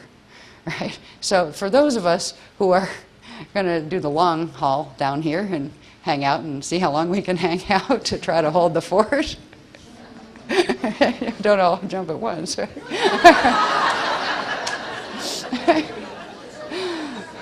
We would have to be able to do fold 3, which means we would have to be able to have, on our side, we would have this, well, we'll go through the cycles later, we'll talk about it more, but we would have to be able to accommodate a fold 3.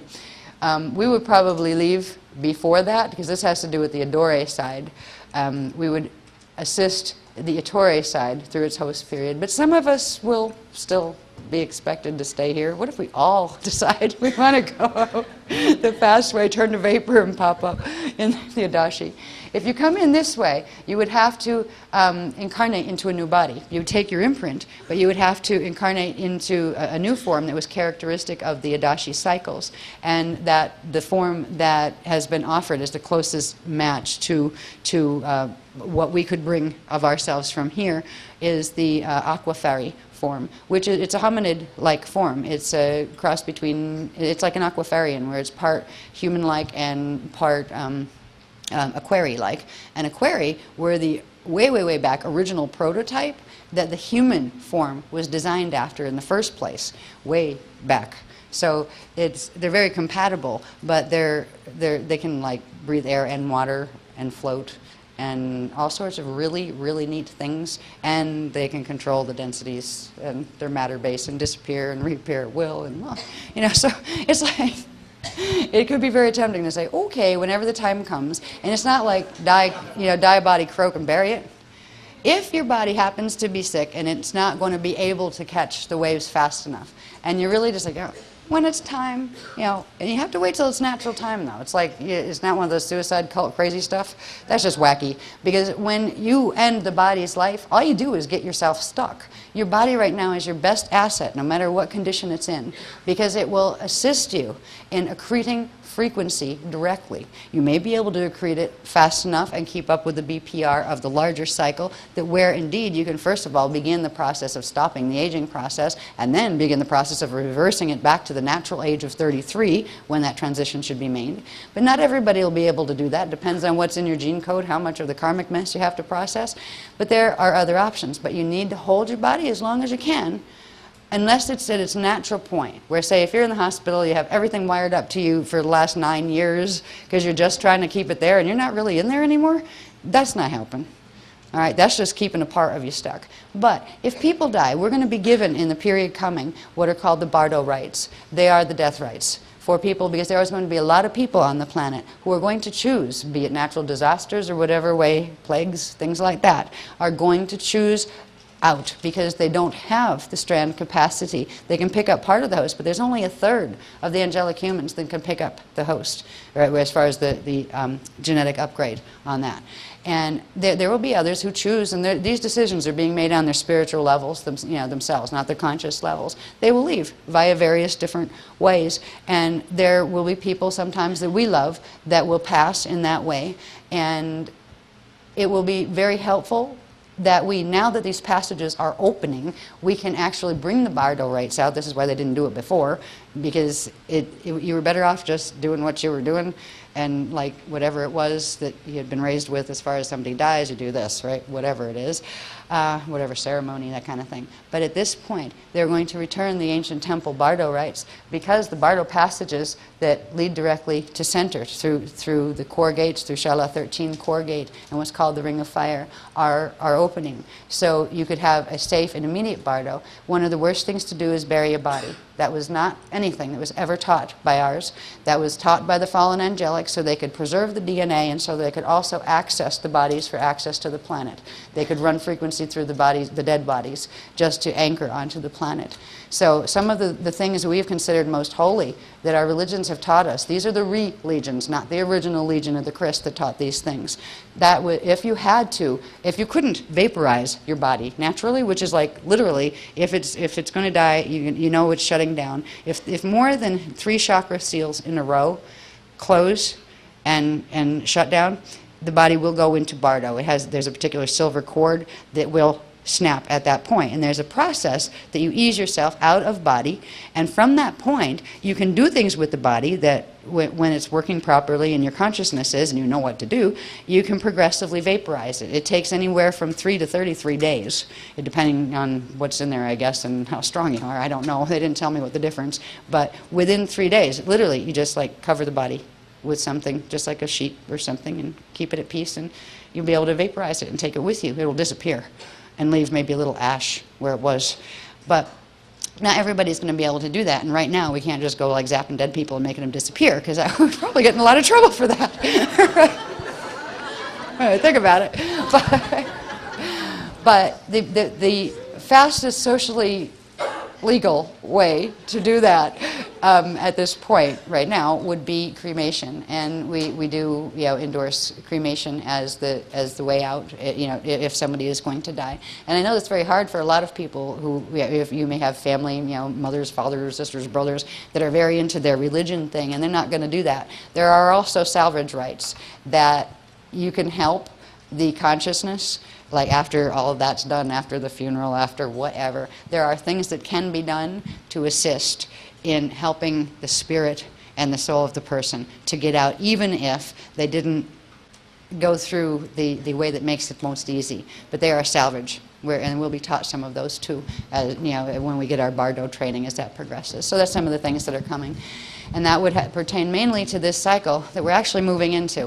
The first stage of the Kali Krista cycle is called the Barda, and the second stage is called the Masha. And at the end of the Masha stage, if you have 24 strands or more, you can be there for the return of the Mashaya. It's not Messiah. The word was Mashaya, and it's a very specific thing that has to do with a very specific thing, anatomy part, that has to do with the folds that we've talked about, and we'll see a bit about those later too. How am I doing on time, just so I know?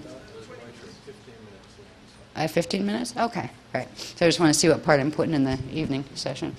So anyway, there's a whole cycle we're going to learn more about that has to do with the Mashayas, the Mashataras, aka masters.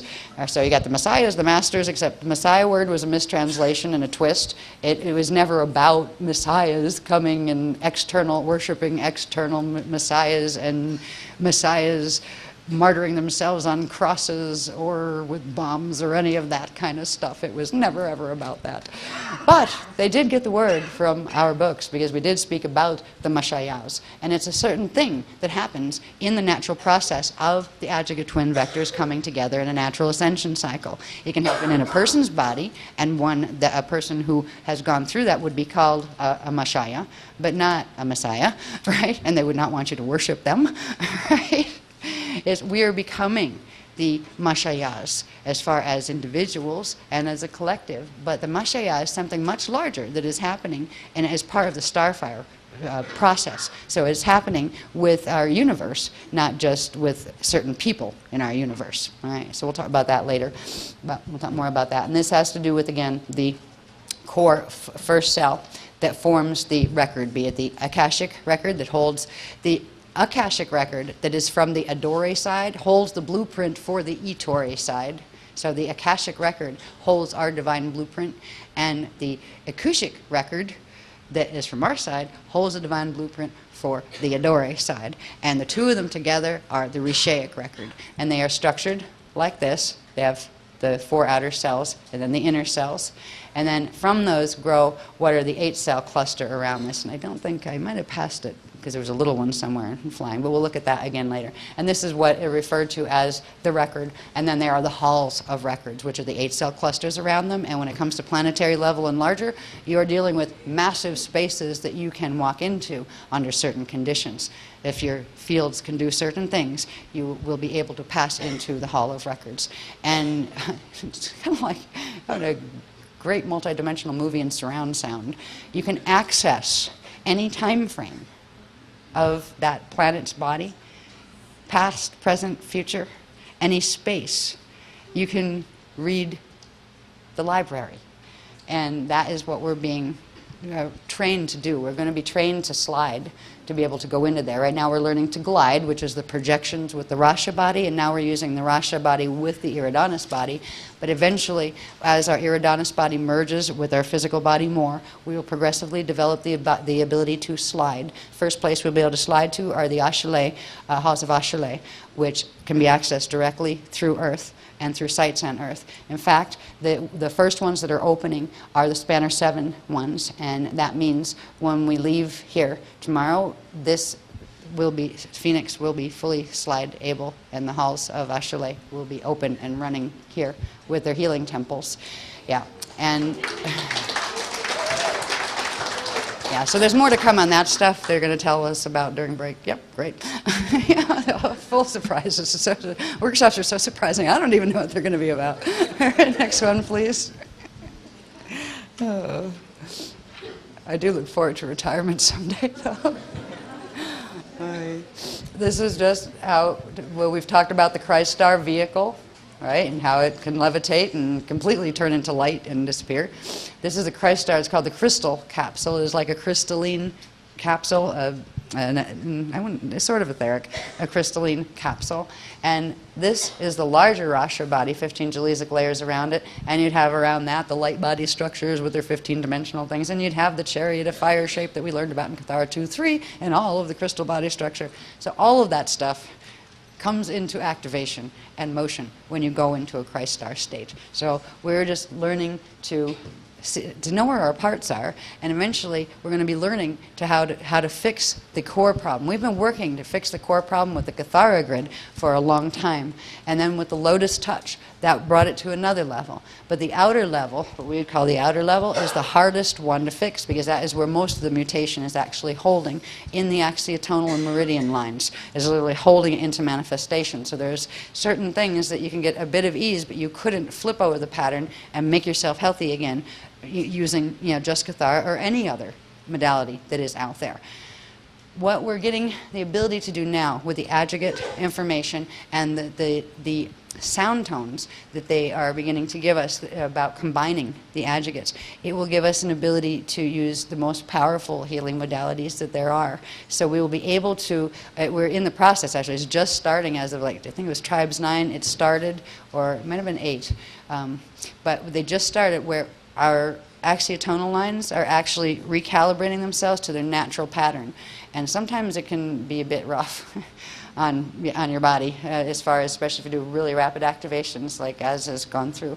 And that contributed to, with his slip disc and that kind of thing.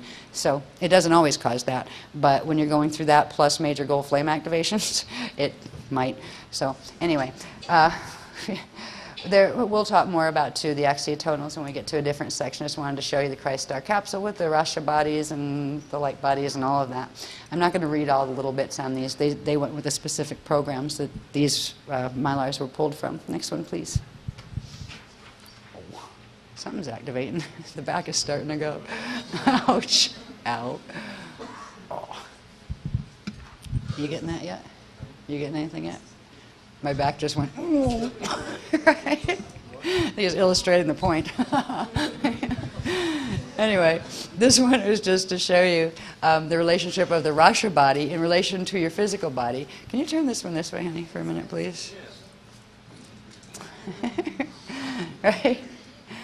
This would be the D2 level of your body, that's your physical body. We've been using it in the Kathara, how we use the Kathara grids, the proportions and things, and where it fits and where the points are, right? The Rasha body is this smaller inner one. It's the hub body. And we've been working with the mentor from the beginning. It's your Rasha consciousness is your mentor in your mentor space. So if you have just started out and you saw some of the mentor space teachings, that was beginning the process of using Rasha all along. So they were teaching us way back in the beginning without getting into the heavy detail. And now that I see the detail, I understand why. Right, next one, please. Yeah. Okay, next. Yeah, next. Not doing too bad.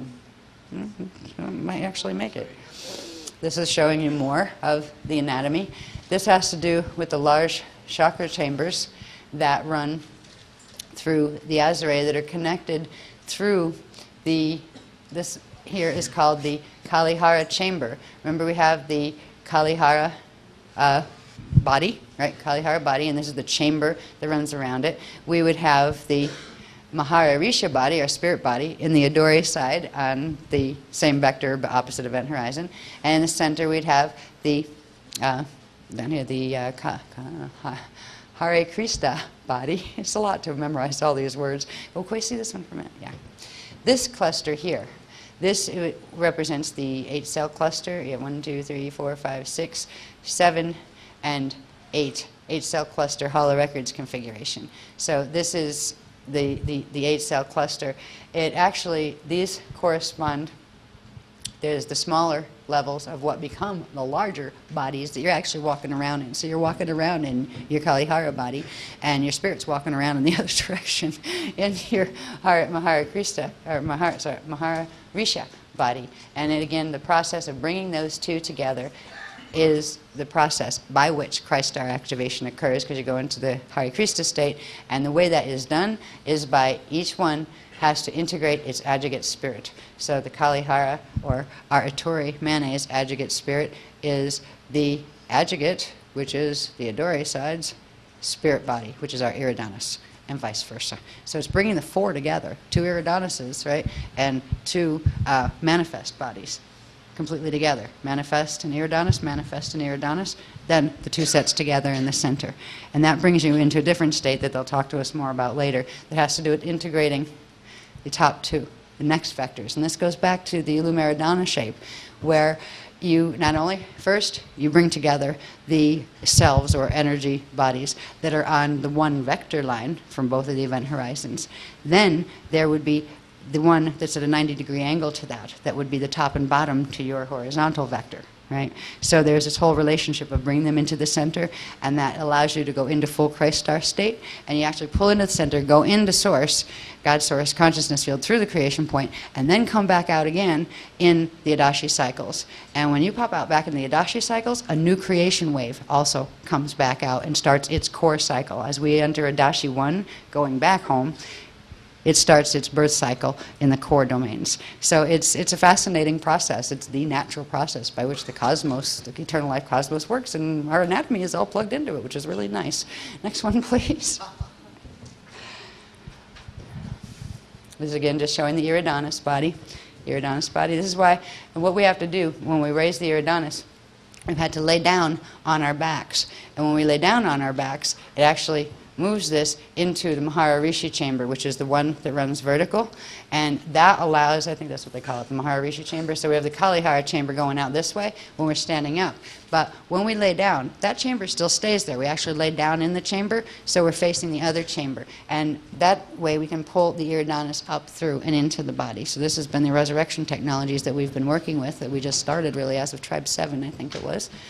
But we're learning more about it every day. But raising the Iridanis is when you lay down in that chamber, you know, in your Kalihara chamber, so you can open to the top chamber, the vertical chamber coming down, and then you breathe it into the body from behind you, because it is behind you. Now, when you work with our technologies, it works. We'll also see later in the evening session about the timekeeper, which is a mutation, what the mutation does to these natural structures in our body, and how using the Iridanis can clear the structure of what is called the timekeeper, because we're actually out of whack with with the natural structure of our hara bodies. We're actually facing, instead of facing forward and moving forward in time, we're actually facing backward at an angle.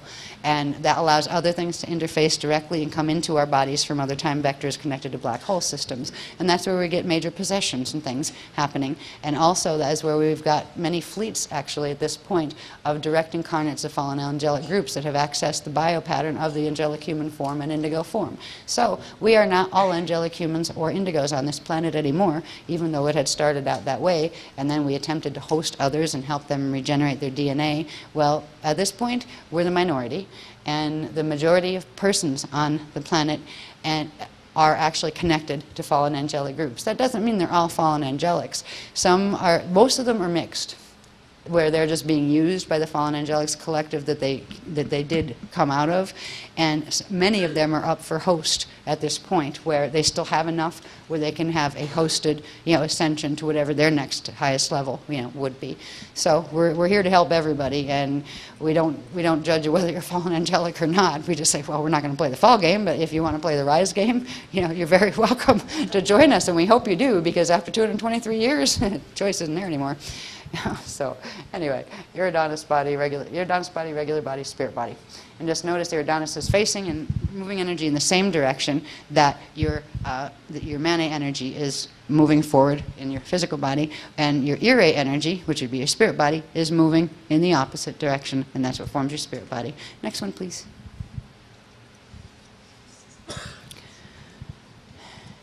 This is showing you part of what your Christ star body will look like when all its core flows are open, but this one didn't have it, just didn't have it done on this graph yet. It doesn't have the other part. It has the one side, the Astura passage, the Azarai A, it has one side of those open on each, but when they're both open, it gives you the lotus petal, where you see 12 lotus petals, but there's actually 24.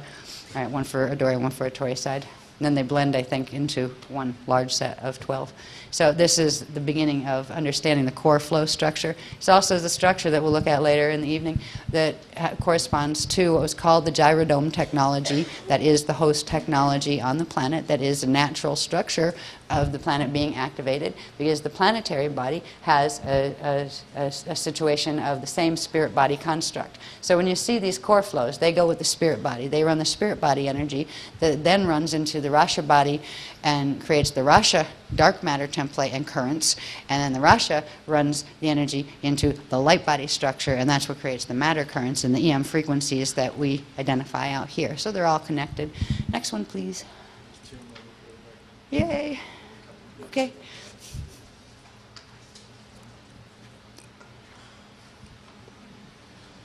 What's the one before that? Sorry? I mean, after that. I just want to see what the one after is what. Which one? Okay, I know where I want to go there. All right, this, still don't have the numbers in yet, though. We had the old axiotonal charts that we'll see later again from the Cathara manual, and they were showing you how the axiotonals are running in the body right now. They are running the mutation. So as we progressively work with these technologies, we are clearing the finally being able to clear the axiotonal level of the mutation through the core flows, and that will allow us to get the natural structure of the axiotonals back. So the axiotonals, I don't have them to compare right now, but the axiotonal lines are, if you know how we have our lotus points and those kind of things. But if you notice on the other diagrams, we'll compare them when we come back. But there's constriction points all over the place. Those constriction points aren't natural. They are caused by the mutation.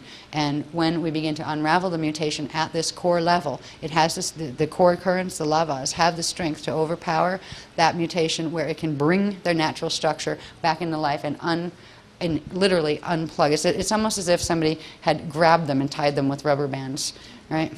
And it literally just cuts off the core flows. Well, we're opening the core flows through a very elaborate process, including the raising of the iridonis, and that is giving us back the ability to progressively heal the axiotonal. So we'll be getting the numbers for these. The numbers will change back into their natural order, and I'm just not sure exactly which ones run, but it will be like on a clock. They're kind of complicated because they would run like the density shields do in the Cathara 2-3 manual. We got into that, who's on first on which density level, right? So I have to plug all of that into which lines are doing what and where they cross over, right? Because they would, depending on which density level, etc. So this is the beginning of this healing. And next one, which is the last one before break, yes? Yes. Also wanted to mention this when we talk about the Rasha bodies with the 15 Jalesic layers. You can imagine that you're here, and you actually have a Rasha body. The Rasha body structure actually connects to the core domain, to the inner domain, to the, wait a minute, where am I on domains? Yeah, core, yeah, hello, 1, 2, 3, core domain, 4, 5, 6, inner domain, 7, 8, 9, middle domain, edons, and 9, 4, 5, 6, 7, 8, 9, 10, 11, 12, the outer domains. Remember the domains in the yugas? The Yuga cycles? Well, this is where we are focused here. Our anatomy actually connects down through the chakra system to all of those domains. And each chakra is supposed to be running portions of some of the domain frequencies. What is happening with the chakras at this point because of the mutation is it has blocked off all of the other domains except for the outer domain, for specific frequencies of the outer domain. We're opening those back up, and as we open them back up, it activates the Rasha body for the corresponding level. The Rasha body activates the light body for the corresponding level, and it also begins to turn back on the cellular memory. So you will begin to get memory of the simultaneous lives that you have in the other domain cycles at the same time as we work with this. This is so intimate that we can even see this in our eyes, because where we look at, where we have this area would be, wait a minute, I'll do the iris. I think this is iris here. This would be the iris of the eye that corresponds to your current, where you currently are. The pupil corresponds to where you have been. If it right now, notice the pupil is dark, right? Because the flows from the middle domains, the edons, and the inner domains and the core domains have been shut off and aren't running in the bodies. What we'll progressively get as we turn these frequencies back on in our fields is we'll start to get flickers first, and a little bit of a band. There are these kusha, what they'll just call them kusha rings, that separate the density levels. There's one between the pupil and the iris. It would be a bluish color, like an indigo-y bluish color. That will be one of the first signs of the inner flows turning on, the core and the inner and the middle flows beginning to turn on. At some point, in fact, like right before you went into a Christ star state, before you turned into light to go through a stargate, you'd actually, the whole rainbow would flash on, so your pupil would actually be like a light rainbow. It'd be really cool. Yeah. And they haven't even gotten into what different eye colors mean. I know that's there too, but they haven't even touched that yet. The iris part of the eye, you know how it has that star type effect? This has to do with specific portions of the frequencies arcing between the Illyrian chambers, because just like there's 15 Jaleesic layers show in the eyes as well, and the Illyrian chambers are where you get the star bursts, and you can tell a lot by people's eyes when they haven't given us how to do that. And in fact, they said don't try, because there's a natural barrier to being able to read people's eyes, and you'll get more so a reflection, a distorted reflection of your own, than actually be able to see what that person has, because it is a spiritual violation to actually look in the eyes of another. And even if you want to play with it, because everyone's like, well, can me and Haz like stare in the mirror at our own eyes and just really quick look at each other? And they said, no. Not if you want an accurate read, but you can look at your own in the mirror. All right? The mirror will reflect you, but if there's someone else trying to see it, they will not be able to see, and they will not see the same thing you see. So it's like, you can't like, did you see that? See my eyes doing this, right? I got my blue ring, right?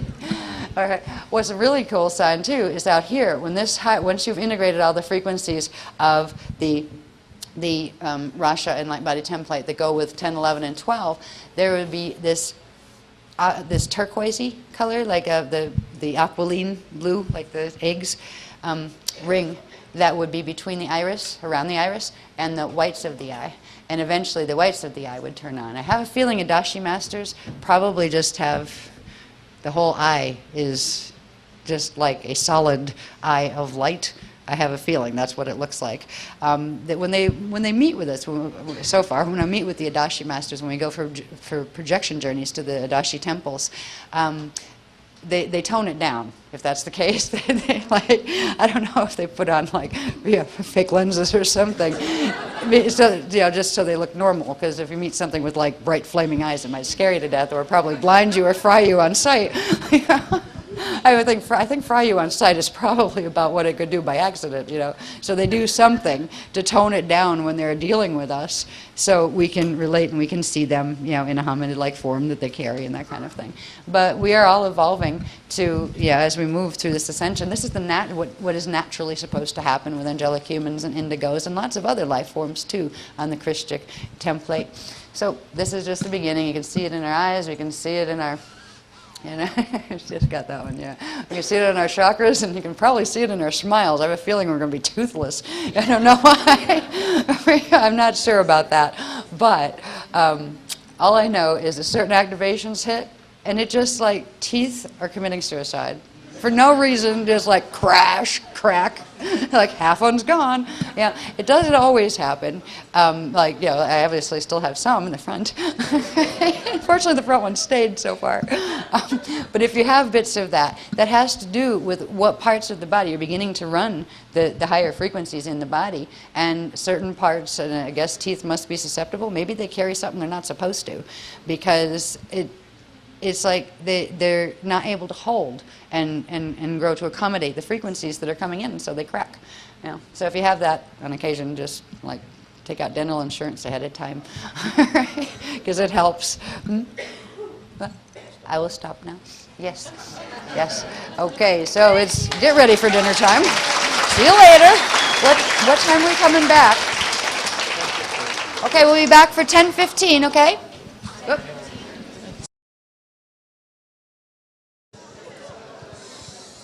Hello, hello, hello. Is this on? Is this on yet? Can you tell?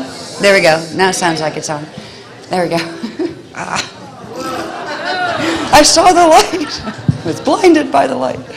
Oy. Anyway, I hope you all had a nice dinner. I had an interesting dinner. We didn't bring a notebook because we figured there was going to be no time to get any new stuff anyway. Yeah, right. Fortunately, there was a few pages of DoubleTree notepaper left. This is the end of the program, and sometimes I put that at the beginning, but I'm not going to do that this time. No.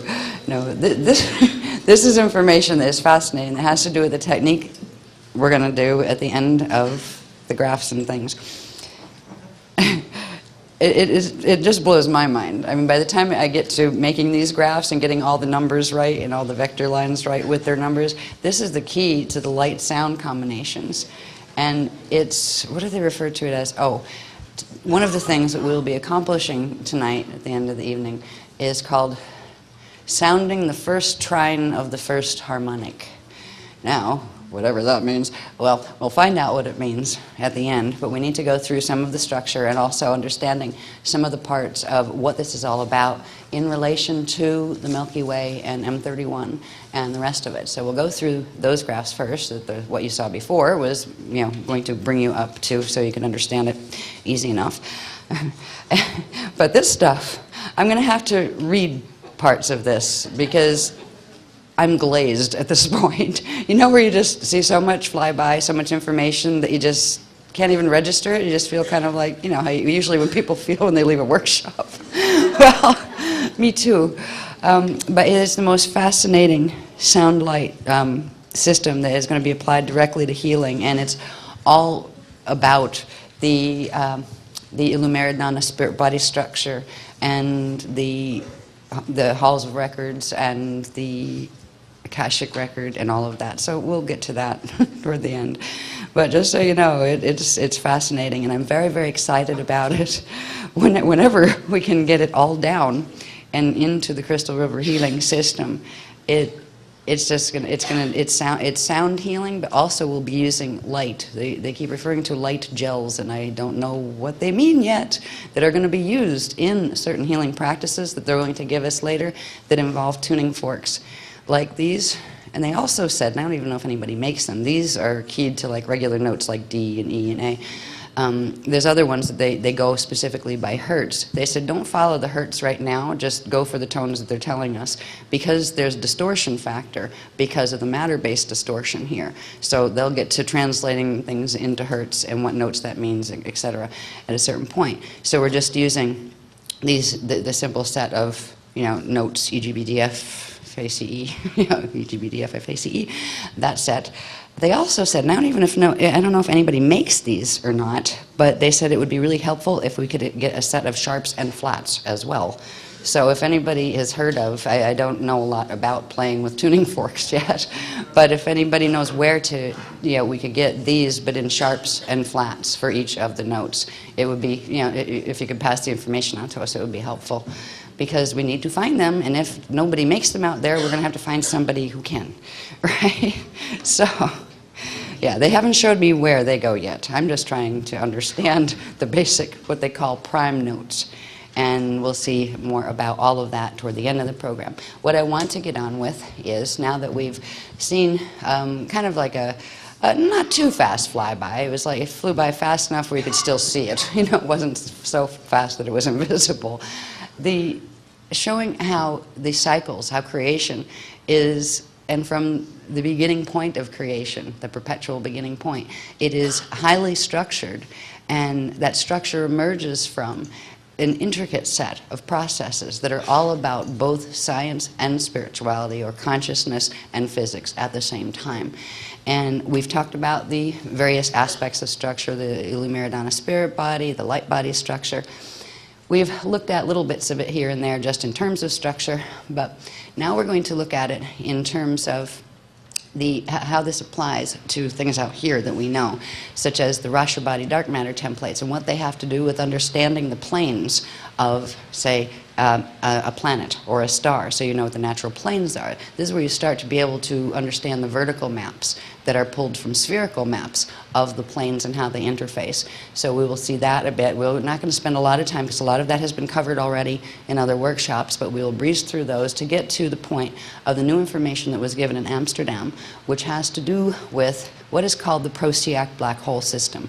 That is the official name of the black hole at the center of the Milky Way galaxy, and it is a very specific thing caused by very specific things. And we will see what that is, and then we will be able to understand what it is we're participating in progressively as we have moved through this Kalihara cycle, which is the stage 1 of starfire. And if you don't make it through stage 1 and hit a certain base pulse rhythm, you don't make the rest, and they would have evac'd us literally at that point because the earth changes would have been so severe and so fast. fortunately, we have made it through. So we will begin to see what the Proteac matrix is about, and with that, we will be able to understand what the big mission is here, where it's much more than just planetary ascension and the last cycle of planetary ascension, the end of the ascension cycles here. And it's also the same for the Milky Way galaxy, that after that 223-year period that we've mentioned, will go into universal quarantine, and it will be a fall system, a black hole fall system, but at least it will be sovereign, which means the black holes that are connected from other matrices that are connecting in through the center of the Milky Way will be shut, which means the Milky Way system won't be eaten by what were called the Wiestadrak systems in a different location. We'll see them on the maps. So this is a good thing. It is a better option. It is going to fall, but there are portions of it. And now, because of the success that the Christians have made all through this matrix, there will be a third of the grids that from the entire Milky Way that have the potential. That doesn't mean a third will. It depends on free choice all over the place, and also cause and effect and action and consequence. But the highest potential would be a third of the grids can get pulled back into what is called the host situation, so they will not go into the quarantine fall, and they will get back in the evolutionary track, back into the natural time cycles of the natural cosmic yugas. So it's huge what we're a part of. We're a small team down here, an Earth team, but the teams of Christians that have been on this planet have not been small to begin with, because this planet has served as an extremely important, this has always been referred to as the Sentinel. But it wasn't Earth that was referred to as the Sentinel. Remember, Earth fell from Terra in density 2. What was here holding Universal Stargate 3 position in the Milky Way before that? And that is a star that is called Ashayana. Ashayana. That is the Sentinel, and we are directly connected to it. It interfaces through our atmosphere, just like Eartha in M31 does. So anyway, we're going to find out a little bit more about how the structures we learned that evolve from the cycles of creation and give us the structures of spirit body and light body and all those, how they, first of all, fit together, how the spirit body and the light body fit together, and how that applies to our echomaps of the God World gates, where we were able to locate in the echomaps of our cosmic Echovecca system where our position was, where is our PCM matrix that we keep talking about. What we have learned since the Amsterdam workshop is identifiable out here. That PCM matrix that they've been talking about all along that we are in is actually the M31 system, which science calls the Andromeda galaxy. Now, the Milky Way galaxy is what is called a phantom galaxy. It fell out of angular relationship, and that creates spatial distance. I think there's about 2.2 million light years between M31 and the Milky Way galaxy. And all of that gets into very intense time calculations, but space, time, and all of that have to do with base pulse rhythm alignments, actually.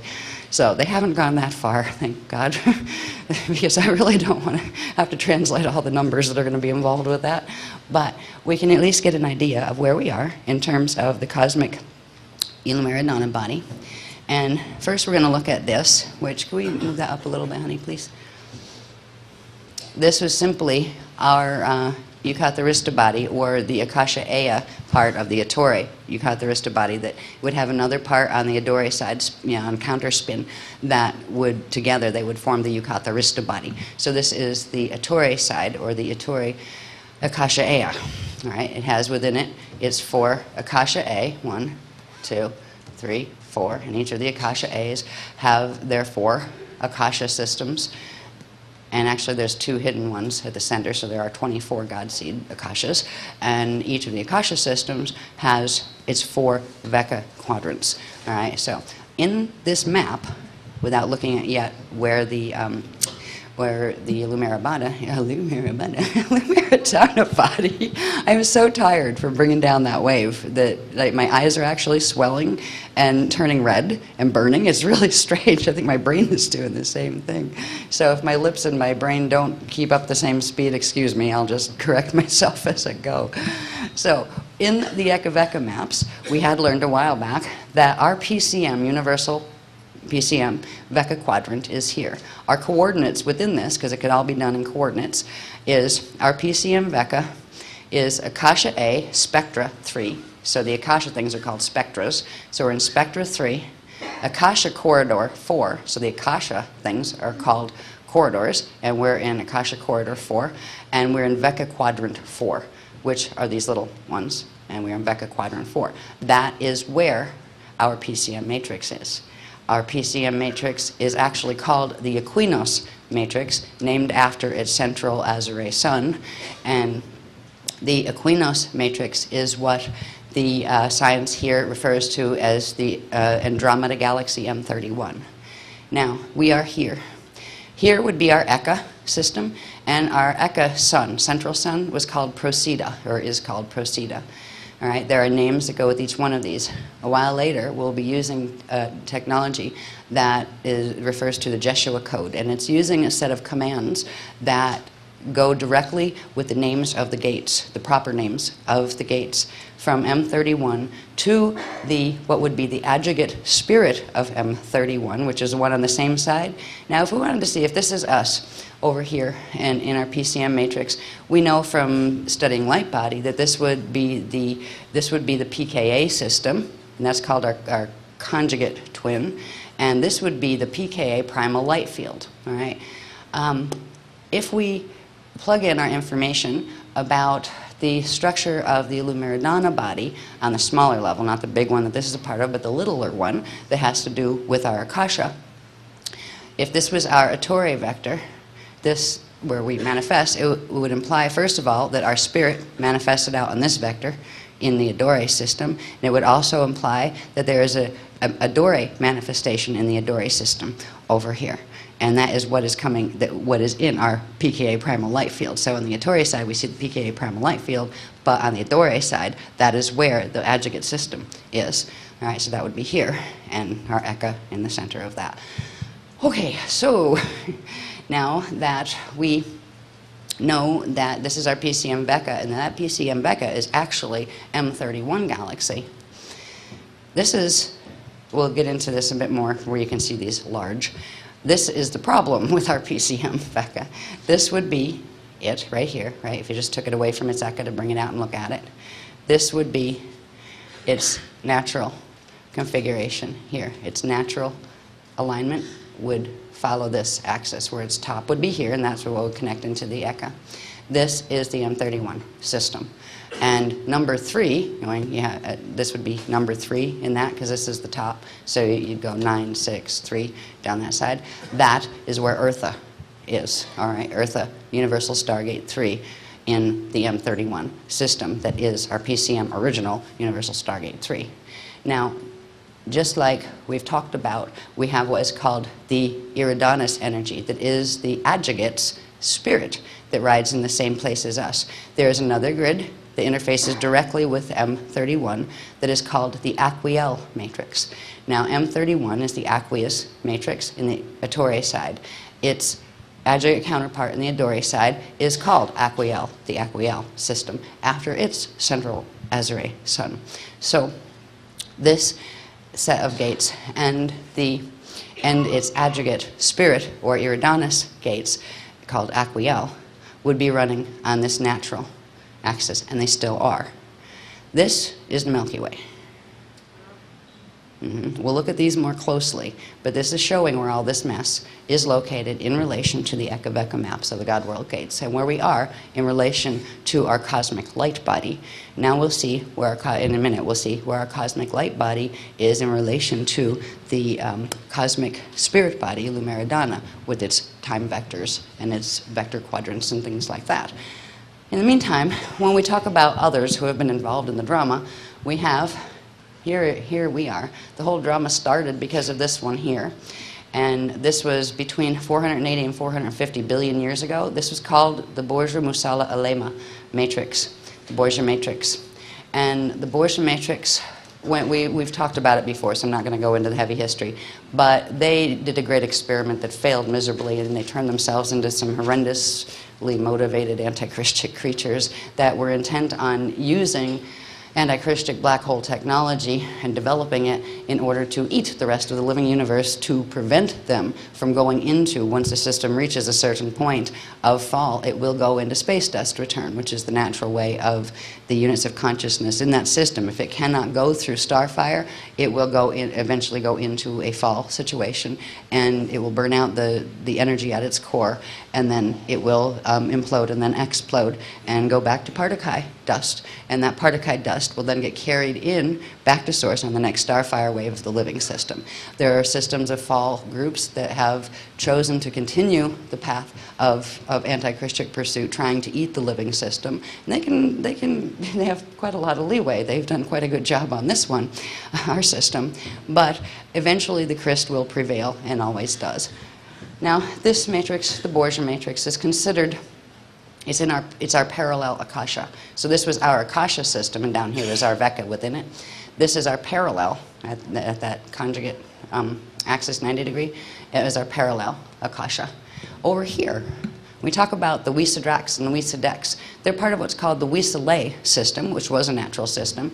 The whole thing isn't fallen. Its center Eka isn't fallen, but its PCM and PKA quadrants are fallen. This is where we get the Wisadec and the Wisadrak black hole systems that interface. The Wisadrak interfaced through into our matrix through the beast technologies, but through what is called the Borgia triangulation, through a triangulation of energy that ran through the Borgia matrix, because these guys were working as a team at certain points, and other times they were trying to destroy each other, right? And one was trying to eat the other.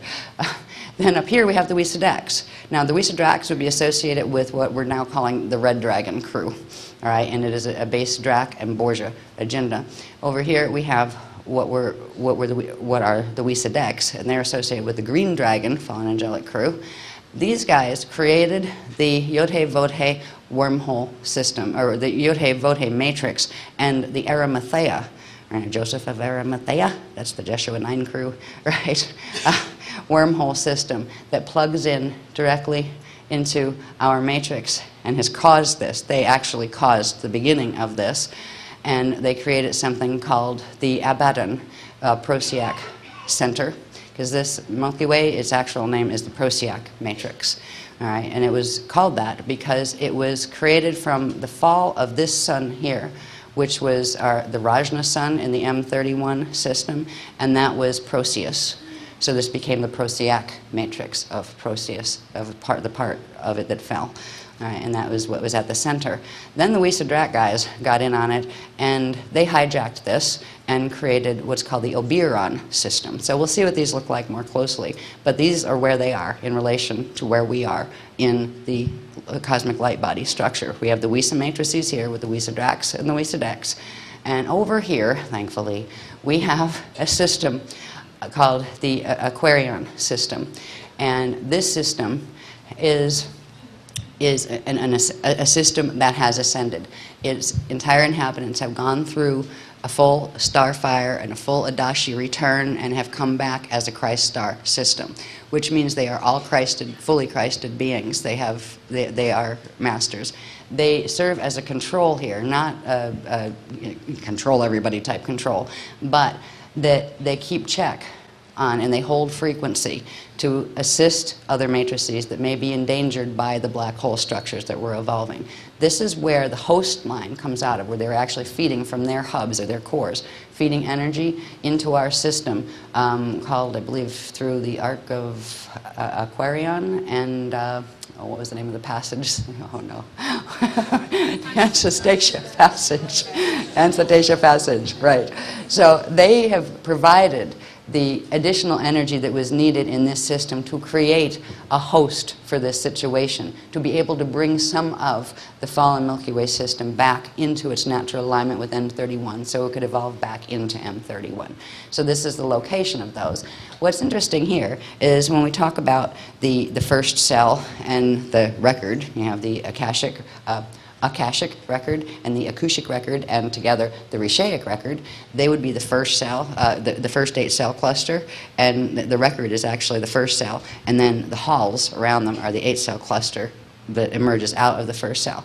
On our cosmic level, they would be located here In the center, where we would have the Amaraya flame, or the flame of Amaraya. Inside of that, we would have the cosmic halls of Rishite. And I believe it was in Amsterdam that we did a journey to the cosmic halls of Rishite and went in to actually encode the encryption of our shield into this system, because through all of this, literally the races that are on the planet right now never went through the natural breathing cycles by which energy would cycle back and forth through the whole matrix, and whatever your encryption is would get it recorded in the record. So we actually weren't recorded in the record. And if we weren't recorded in the record, we could not starfire, because you cannot pass through the center unless there is a co-resonant vibration. So we have already achieved the process of first of all, opening the Hall of Records. That was crucial, and we had started that in 2000, and then it was shut down by 2004, I believe, because of the progression of the drama here with the FA groups and people run by FA groups. Finally, we were able to get the halls of records open on the planetary, going through the planetary level, through the Aquafarian shield, and working our way up to where we could reach this, so we could encode our encryption. And the encryption of everything the Aquafarian shield carries coding for, which is the entire hosting matrix of the of the Milky Way system. So we encrypted the Milky Way. We assisted the beloveds. I wouldn't say we did it, but we assisted the beloveds through a projection journey to encrypt the signature, the energy signature of the Milky Way system into the Cosmic Hall of Records. And that means it will download into all of the levels down below that. So this is where the Cosmic Hall of Records would be. In our Akasha, there would be a center set also on the Akasha A. On our Akasha A, that's the word I'm looking for. In our Akasha A, there would be a similar structure. There would be an Illumeridana body on the Akasha A level, and at its center, there would be the Akasha A Hall of Records. This would be inside what is called the center flame, just like this was in the Amaraya center flame. This is the Adandra 360 center flame. That is what we have been using when I am the Adandra 360. It is bringing in the frequencies and the coding and activating them that we carry in our own DNA and in our own bodies. So the Adandra 360 is there. And remember, this is our Akasha, and that is our Eka, and this is where we are. And that's what it looks like at the moment. So that gives you a basic idea of the light body structure and how it begins to interface through the Hall of Records with the cosmic spirit body. Now we'll see how this fits within the cosmic spirit body, Illumeridana. Next one, please. These are some of the new graphs that started yesterday. All right, now remember, in the structure of the Illumeridana, there are 12 event horizons, or horizon lines, that are formed by 6 vectors, right, in the Ettore side. Let's just talk about the Ettore side. So we have the horizon, and each horizon represents what is called a chamber, an Illurian chamber, and they are the core manufacturing chambers that take the frequencies of the Rasha body dark matter templates and translate them into the sparks that become quarks, that become the atomic base out here. And it's very, very specific as far as from which parts of the 15 Jaleesic layer sparks come from will determine what types of elements they will form. Hydrogen means one thing, like nitrogen means another, and that kind of thing. So it's all very specific. But these are the Illurian chambers, so the C refers to the chamber number, and that is the same as the horizon number. All right? So we have chamber 12. Now notice these are offset. Our 12, the cosmic 12 Cathara center is in between. It's at 11.5. All right? What this means are the manifest vectors have a specific vector line set. They run the 4,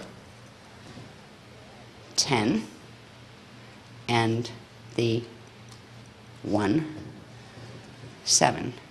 The 4, 10 represents, now we are in 4 down here, right there. That's where our system is. Our adjugate side is 10 on the Adore side. They just introduced 2 new types of twins up on the little notepad. So we have adjugates. They already told us that the conduit twin was the adjugate spirit. In other words, the Eridanus one. So that's the conduit twin. The adjugate is the manifest one on the opposite side in Adore. we have another set here. This collective together are called the, what are they? Resonant? No, not resonant. It's close to that, though. Let me see what the word is. I just don't want to get it wrong. Resolute. They are called the resolute quadrant twins, and that refers to sets of 4. So you would have the one vector line, right, with its adjugates, and when they come together in the center into the Hare Krishna state, then it would begin the process of bringing these two together. And it's through that process that all of the frequencies of that set would be brought together, and that is enough to go through creation point and pop back out into starfire and go back and come into the Adashi cycles. When you finish Adashi cycles, a similar process is involved with becoming a Christ star being or system or universe. And this structure applies to every level of the body, just like there are smaller spirit bodies for each. Every time you see a Cathara grid, it implies an Lumaridana body, just like it implies a light body structure. So they go all the way down and all the way into the densities. There's little tiny ones, and we all have little tiny ones compared to our planets. And then there are huge ones, and they are all connected at the center through a hall of records and a core record, a Rishaic record, that is the memory chip that everything gets recorded into, and it's working naturally. So if we could lift this just a little bit, honey, please. So this just shows you, which is interesting. These come in between. When we draw the, you know how we have that set of 4 lines that create an 8 set, or an 8 star, as I say, that we use to show the time cycles, and we use to show the tachyon cycles, the harmonic key quantum generation cycles. When they plug into here, they actually come in between certain ones, where the rod would run this way, right? So it's like, anyway, I'll do that in a later diagram because this one's a little confusing. There, if you'll notice, there is only one Akasha showing here. It would imply there's one for the Adore side, and there's also another double one. So you need to take 4 of these. It makes a beautiful pattern in the center when you get the 4 of them lined up, because they will all form this type of axis. There's one main one that is the prime one that runs, it's resonant, no, whatever, resolute. Its resolute twin alignment would be the 12, the 6, the 3, and the 9. And that is the double, the core double one at the center. And then there's one for the Adore side and one for the Ettore side. We're looking at the Ettore side. So it's just giving you an idea of how this is the cosmic spirit body. And remember, it has all those flows and those core flows and the crystal heart affinity type shaped 8-shaped gates that are shaped like 8s, and the Astura passages that form the petals and all of that, right? All of that. And of course, everywhere you see Cathara grids and light body structure, it implies all of those other things, from the Tara and all the way up to the Unisci, to the Big Bang, to spheres within spheres all over the place, to the point where you try to draw them and you can't see anything left on the page because there are so many spheres within spheres within spheres. So we try to break it down so you can see the basic alignments. And on any one of these, there's a natural process and cycles by which the accretion, as frequency accretes or turns on in the manifestation through the Akashi expansion cycles, or through the expansion cycles, it reaches the point where all of the frequencies associated with that event horizon have been pulled in. That is the point where it will reach turnaround. Its aggregate will be reaching the same point in its system at the same time, and that's the point where they can come together. The process of them coming together, of a system and its aggregate coming together on that vector line, is referred to as a fold. And we'll see how the folds work a little bit, because the folds are what we're moving into a cycle of.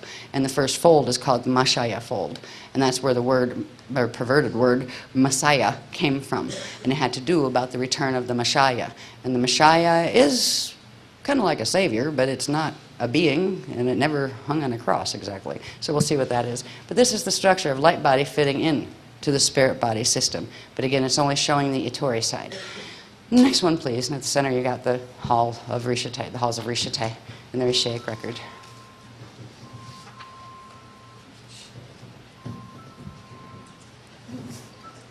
Somebody's ringing. Okay. Now, when we had discussed how you have the spirit body, and then you have what's called the Rasha body, or the dark matter body. And that comes before the light body. It's in between the two. It interfaces between the spirit body frequencies and energies and the light body that grows within the spirit body. And it was the 15 Jalesic layers, or spheres within spheres, again, of specific types. The layers are referred to as rings, and the things, crystal bands between them, are referred to as spans. So the spanner gates actually operate through activation of the dark matter template spans, where it opens the spans. They open the spans, so the entire dark matter template can open in order to open the light body and the spirit body together. So this is showing we use these diagrams of the 15 Jalesic layers of the Rasha bodies to also show how they create the density levels of matter that actually form manifest bodies. This applies to planets and stars and those kind of things, where at the core, the first three layers, or rings 1, 2, and 3, create what is called the solid inner core. 4, 5, and 6 create the liquid outer core, which is referred to as the aquifers. Layer 7, 8, and 9 create the lower, middle, and upper layers of the mantle. And then 9.5, we call it 9.5, the spans run on 0.5s, because if this is 7 and this is 8, halfway between both is 7.5, right? So the spans run on the 0.5, and they are the crystalline bands, and then the Jalesic radiation layers, or rings, run between them. So when we get to here, this is where surface would be, at the 9.5 span. And when you were talking about planets or solar or any manifest body, you have at the 9.5 level is where it would be the surface. So we can look at this and know that if we apply this to Earth, because it's the basic structure of what's down under going toward the core, but it also lets us know where the surface is, the surface that we're standing on. Now these out here, these rings and their spans, apply to different layers of the atmosphere. We have the outer layers form, the inner layers form the inner part of the manifest body, and the outer layers form the atmosphere. So here's the crust, and this would be the atmosphere. Actually, this goes up to the thermosphere level on our planet. So if this is the crust, to get to this band, you have to go all the way up to the thermosphere. And at some point, I have them somewhere, I just haven't plugged them into graphs yet, as far as how many miles or kilometers up that is, and how many up the next thing is, and that kind of thing. So this gives us a basic understanding of the structure of planes. Now, there are a set of these 15 Jalesic templates for D1, D2, D3, and what's called the density level. It's called the four-sheathed body, which is a characteristic of the Rasha body dark matter structure. So you not only have to take 15 Jalesic layers, you have to proportionately take the Gathara grids and make 4 of them with their 15 Jalesic layers to begin to see the interface of the planes, so you know what is where. Because each set of planes has certain characteristics associated with them, like the stuff that manifests from the 6th Jalesic layer that has sets of gates in the aquifer gates. Down here, the crystal, this is a crystal core. All right, it has metals, which become metals, but it also has a crystal core base. This is where we get the big underground crystal formations. And there's an interface directly between these and the same structures that exist in what is called our host star, which is Eartha, Universal Stargate 3, in RPCM Vecca in the M31 Andromeda galaxy, which is actually the Aquinas galaxy. Bless you. So all of these things that we learned about structure become very, very practical all of a sudden. We start to be able to understand some things we wouldn't understand otherwise about what we're walking around on and in, and where it is in relation to the rest of the cosmos. All right, next one, please.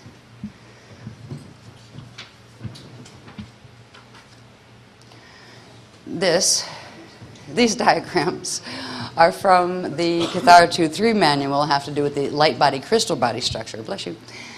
All right. This is showing, there's a double set of them. This is how they first start to explain to us about the host and the fact that we are actually inside of another star at a different angular rotation of particle spin, and that the natural planes of that star interface directly with the planes of our environment that are created by the the Rasha body dark matter templates. And this is how we start to understand the vertical maps and get the vertical maps. So we have Earth here, and we have Eartha here. Earth should be lined up with its north axis, going in the same direction as Earth is. And originally, it was partially started that way. This is also part of a larger problem with the Procyon Milky Way that had to do with tilting back to get everything in its natural alignment so it could go back, open the currents to go back into a natural starfire cycle. So Earth was here. Earth, through many years, since 550 million years ago, Earth, as we know the body, was brought here from density 2 in this system, and at that point there was actually something else there that was holding in the Milky Way, universal Stargate 3 position, and that star is referred to as Ashayana, and Ashayana is literally, it's an Notori system, is physically manifest. Then we have the Shala 3 that is part of the Aquiel spirit or adjugate spirit system that is made of Iridanus, which would be the Iridanus from the other side, which is ethos energy, which is not as dense as a matter-based system that we would know here. All right? So there's actually a stack of them, of spheres around spheres, and direct interface. It means that our atmosphere directly interfaces with M31 through a set of other things that create that interface. But it literally means you can walk up into the clouds and end up in M31 once things are all open and functioning the way they're supposed to be. Before you can go to Eartha, before we can ascend all the way to Eartha, which would be going back to the M31 system, we have to first get our bodies and our DNA, or at least our spirit bodies. Like not everybody will take the physical body through. Some will choose to go through what is called the Barda and go through the full Bardo process where they vaporize the body and take it with them and just reincarnate into a fully Christic form in the Adashi cycles going back through M31 in the Andromeda Galaxy. But there are stages that we have to heal. We have to begin to heal our bodies and make them slide able.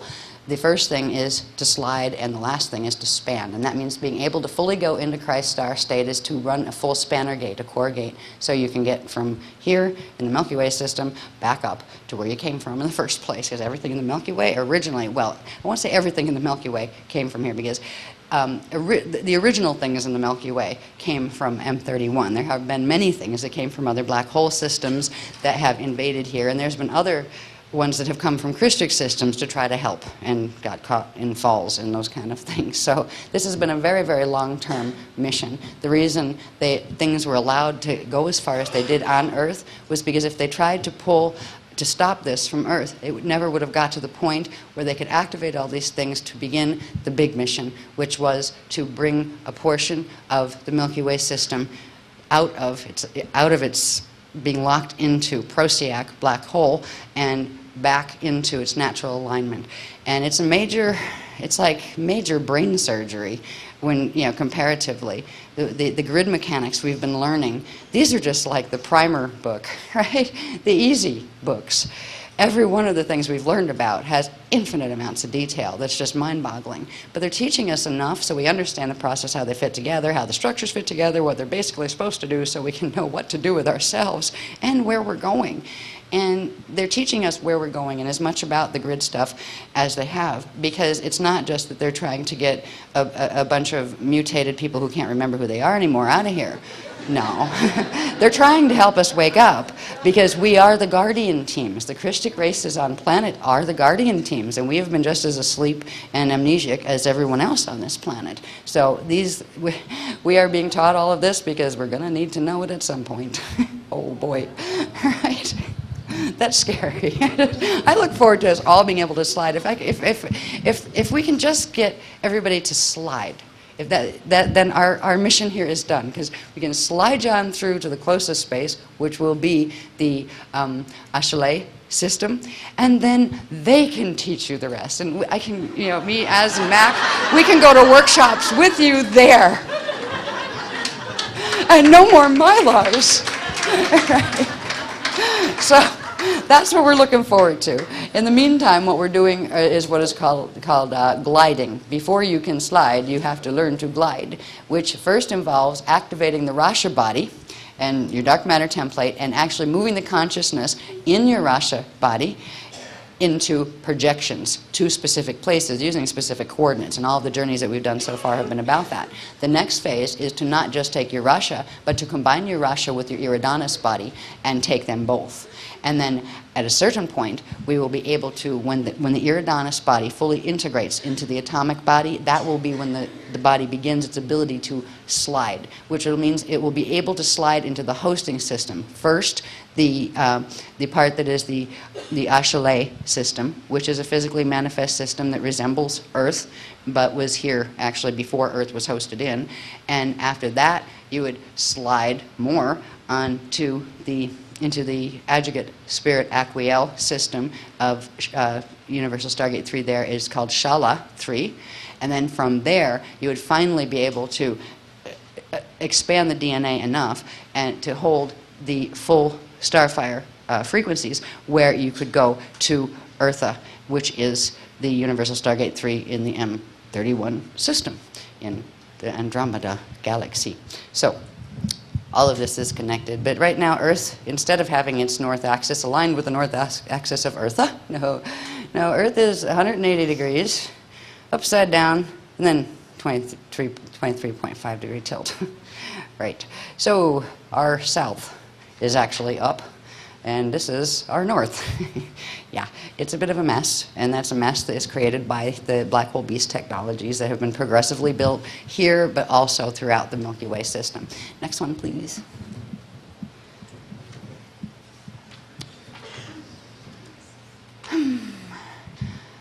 This is showing my breakfast. I'm going too slow. Okay. Okay. These are the harder ones, though. The whole pack is the harder ones at this end of the pack.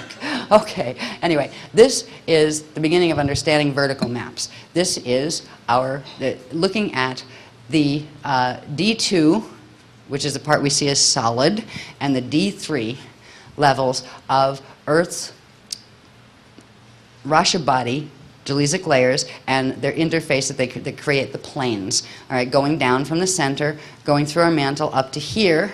Now this is the D2 grid. So the D2 9.5 layer is the D2 surface. That's what we're walking on. So that's how we know we are here. Right? We know where we are in the map, in the circular map or the spherical map. And then from here, we see the interface of where D3 comes in. All right, we're with more Jaleesic layers that starts to give more layers of the atmosphere. From here, we can start to understand where the interface with they started with M31. We have been doing projections to what are called the Adashi temples. The Adashi temples are the Ascension Return temples, and they are in the M31 galaxy. So as we were projecting into certain layers of our own atmosphere here at certain particle spin that is actually activated by using the technologies, it will compensate for the misalignments that are in our DNA in our bodies now, so we can at least go through into a projection. We have been literally projecting to the Adashi temples on Eartha, and Eartha, yes, interfaces with our atmosphere right about the level of the magnetosphere outside around the planet, right? And the Adashi temples that interface is directly in the M31 system, but it's accessed directly through our magnetosphere. There are layers in between here where there are messes. There was something in 9562 BC that occurred, another whack of the beast, where there's something called hibernation zones created, where portions of the natural Jaleesic radiation structure of the Rasha templates and of the light body templates that are built on them that form the light body planes of the atmosphere were actually split and put on reversal to create, they literally make them disappear. So what's manifest in them disappears from here, where it normally would be seen, and creates another artificial life field that has portions of the planetary quantum in it. This is where Atlantis went. One of them is called Oz. That one's in the ozone layer. I mean, this stuff was so... the stories we've been being fed here since the Greek mythologies, one of them is called Olympus. I mean, all these things were almost tongue-in-cheek, nasty jokes that were channeled in, that were inspired to people by ones from the hibernation zones who are working with the black hole crews to take over the system. And we have in each area on the D1, D2, and D3 layers of the grids here, that split did occur. The split formed an area, a restrained area, that was called a net. So you have a D1 net, a D2 net, and a D3 net. The D3 net is called the ego net, which stands for epigenetic overlay net. It controls the epigenetic overlay, or the chemical coding on the DNA that actually controls the function of the gene code. All right. This one, the D2 net, is the intranet, and it actually controls and manipulates and creates a false form of electricity here that we use to power everything. It also helps to, this one is also the mind control net, where it's literally D3 mental body. It is a harness on the mental body, and there's all sorts of broadcasts of false memory matrix and all kinds of false stories and things that are always broadcast through there. Most of the channels are pulling their information from there. All right. This is why we don't endorse channeling right now until you know how to get around the nets.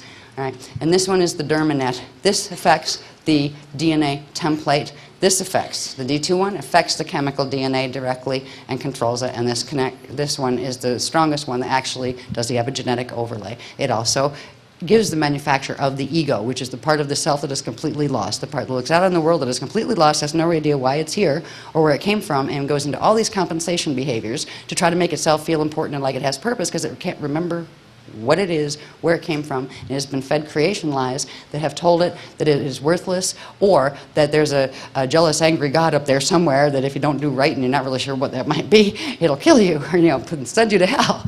So all of this is coming from this mess that is literally interfacing with the natural structure of the planes in our system. Fortunately, we have this interface with the Adashi temples, and then there's also platforms in between that connect. They are called the Aurora platforms. The Aurora system is the Aquiel system. It is the Ethos system, which is the aggregate spirit system that interfaces with us directly. And there are platforms that are easier to get to frequency-wise and DNA-wise before we can get to here.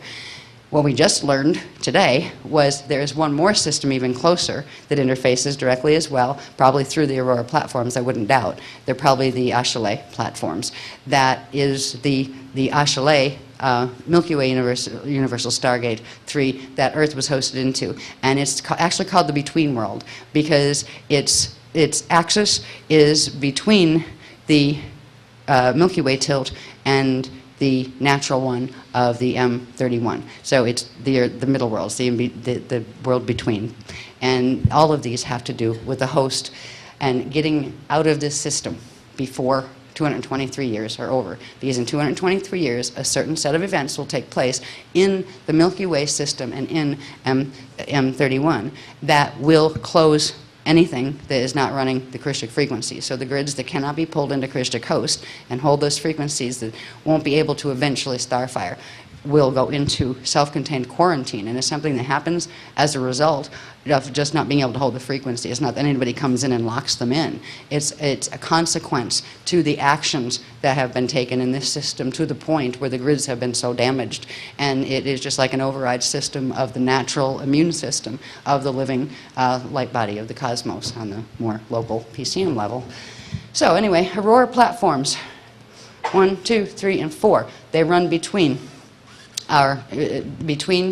the hibernation zone. So you can actually jump the platforms, and we've been taught to project through the platforms to get to the Adashi temples and projections.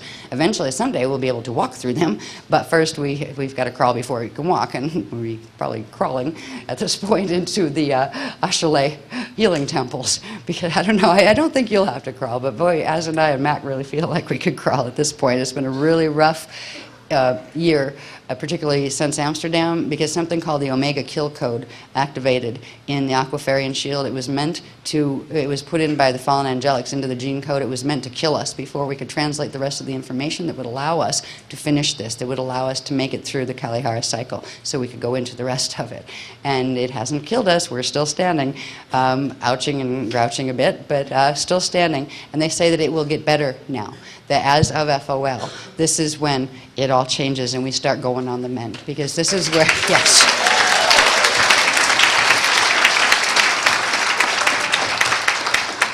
because this is where we open the halls of Ashayana, which is that hidden star, the one they hadn't told us about yet, which is the direct access one, and it will be the first slide station. So we'll talk more about that in a little bit. But this is showing you where the vertical maps came out of. They actually came out of the spherical maps. You take a cross section going from the core upward, and you just, don't show the whole sphere. You just show where each line crosses, and it'll give you where each plane level intersects. But you have to do it for D1, D2, D3.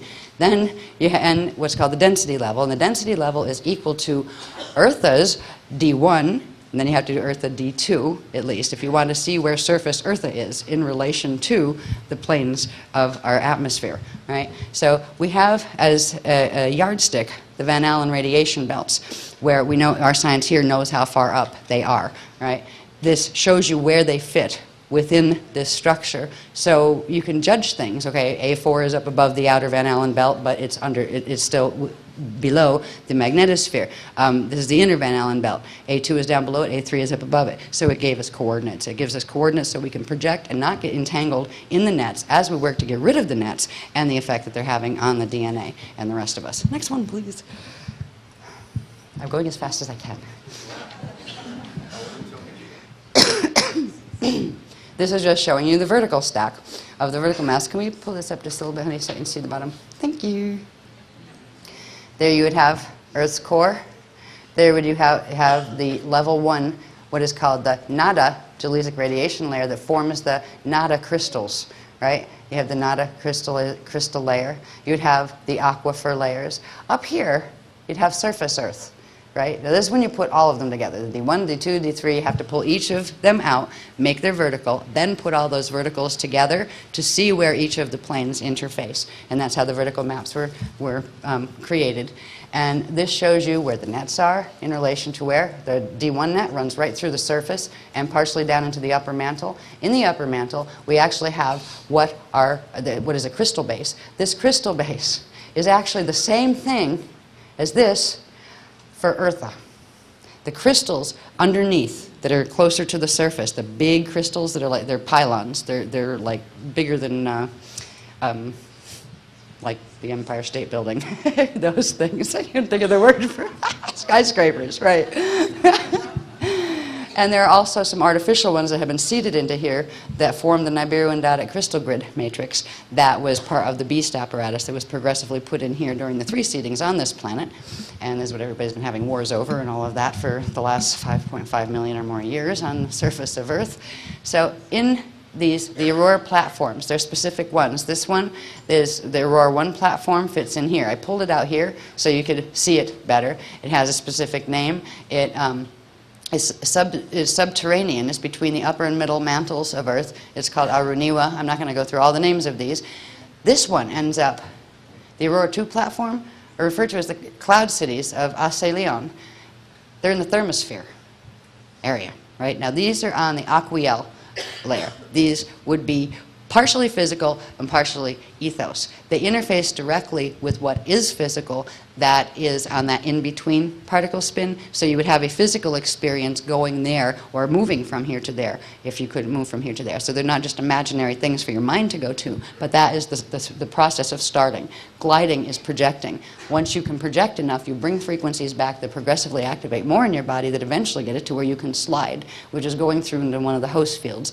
And eventually you would be able to span, which means go all the way through a spanner gate back to Eartha 3, which is in the M31 system. So this is just the map. I'm not going to go through all these. They've been covered in other ones. We have the cloud cities on Aurora 2. We have the Aurora 3 platforms, or the ocean cities. All right, and these are in the Eartha's D2 aquifers that are in the Van Allen gaps, and they're called aquiferion. We have whole race lines in aquiferion, and I won't talk too much about the race lines right now because there won't be time, because I need to get to the most important stuff. Up here you have the winterlands, all right, and these are the Aurora 4 platform, and it's just outside of the outer Van Allen belt, above D3 upper Telos. It also shows you where hibernation zones are. Let me see, where's hibernation? H zone 1, the D1 lower hibernation zone is called Agartha, among a few other things. Ever hear the Agartha channels and all of that la-di-da inner Earth stuff? Yeah. Then we have the 8 nothing personal for the poor people who are channeling these things. They don't realize what they're plugging into, and I feel bad for them. This is the upper D1 H zone, and right in the middle is a net. So the H zones are actually formed. The hibernation zones that are on reverse spin are actually reality fields that used to be part of these that are now in reverse spin. You can't see them here because of that. And the nets that are run by the Nibiru and Dodic crystal grid system and the beast matrix that are harnessing this area in its normal spin, but harnessed and controlled, they split the field and they create an upper and a lower hibernation zone. So this is the D1 hibernation zone. D1 is associated with etheric energy, so it would be more etheric. The D2 hibernation zone, which is associated with telluric energy, which is what we see as solid and physical, is a physical solid one. D2 lower hibernation zone, this is where Atlantis and Lemuria and a number of other things went during the Atlantean deluge, piece by piece. They were dragged into here. But the big one occurred in 9562 BC when the hibernation zones were formed, and then right after that, in 9558 BC, is when we had the big flood where the last of the islands went down. No, they actually went up. They on a reverse spin. So this is where literally Atlantis is there, and the Zetas like to hang out there a lot, but there's a lot more there than the Zetas. All right, and there it's run by FA groups. And here you have the Aurora 3 platform. Then if we go up, we have H zone 3 lower. It's called Shambhala. Yeah. We have H zone 2 upper. The one that goes with this is another physical one. H zone 2 upper is Olympus. This is where we get the whole pantheon of God stuff that was coming up through ancient Greece and in Rome and all of those things. They're there, they're alive, and they're communicating, all right. They're trying to pull the rest of this system into reverse. There's a whole technology called the Caduceus technology that is plugged into the nets that is meant to take hold of the spanner gates once they're partially activated and literally use that power, reverse its spin to make the nets begin to spin, and then to make them pull the rest of this, which we call massive pole shift to begin with, into reverse spin to pull it into the hibernation zones. That was what our guys got involved directly with stopping here, so that didn't happen. We would have had 3-day evac. Whoever can go, you can go, and if you can't go, you know, it's just like, well, get your spirit out and, you know, like vaporize the body on the way through, 'cause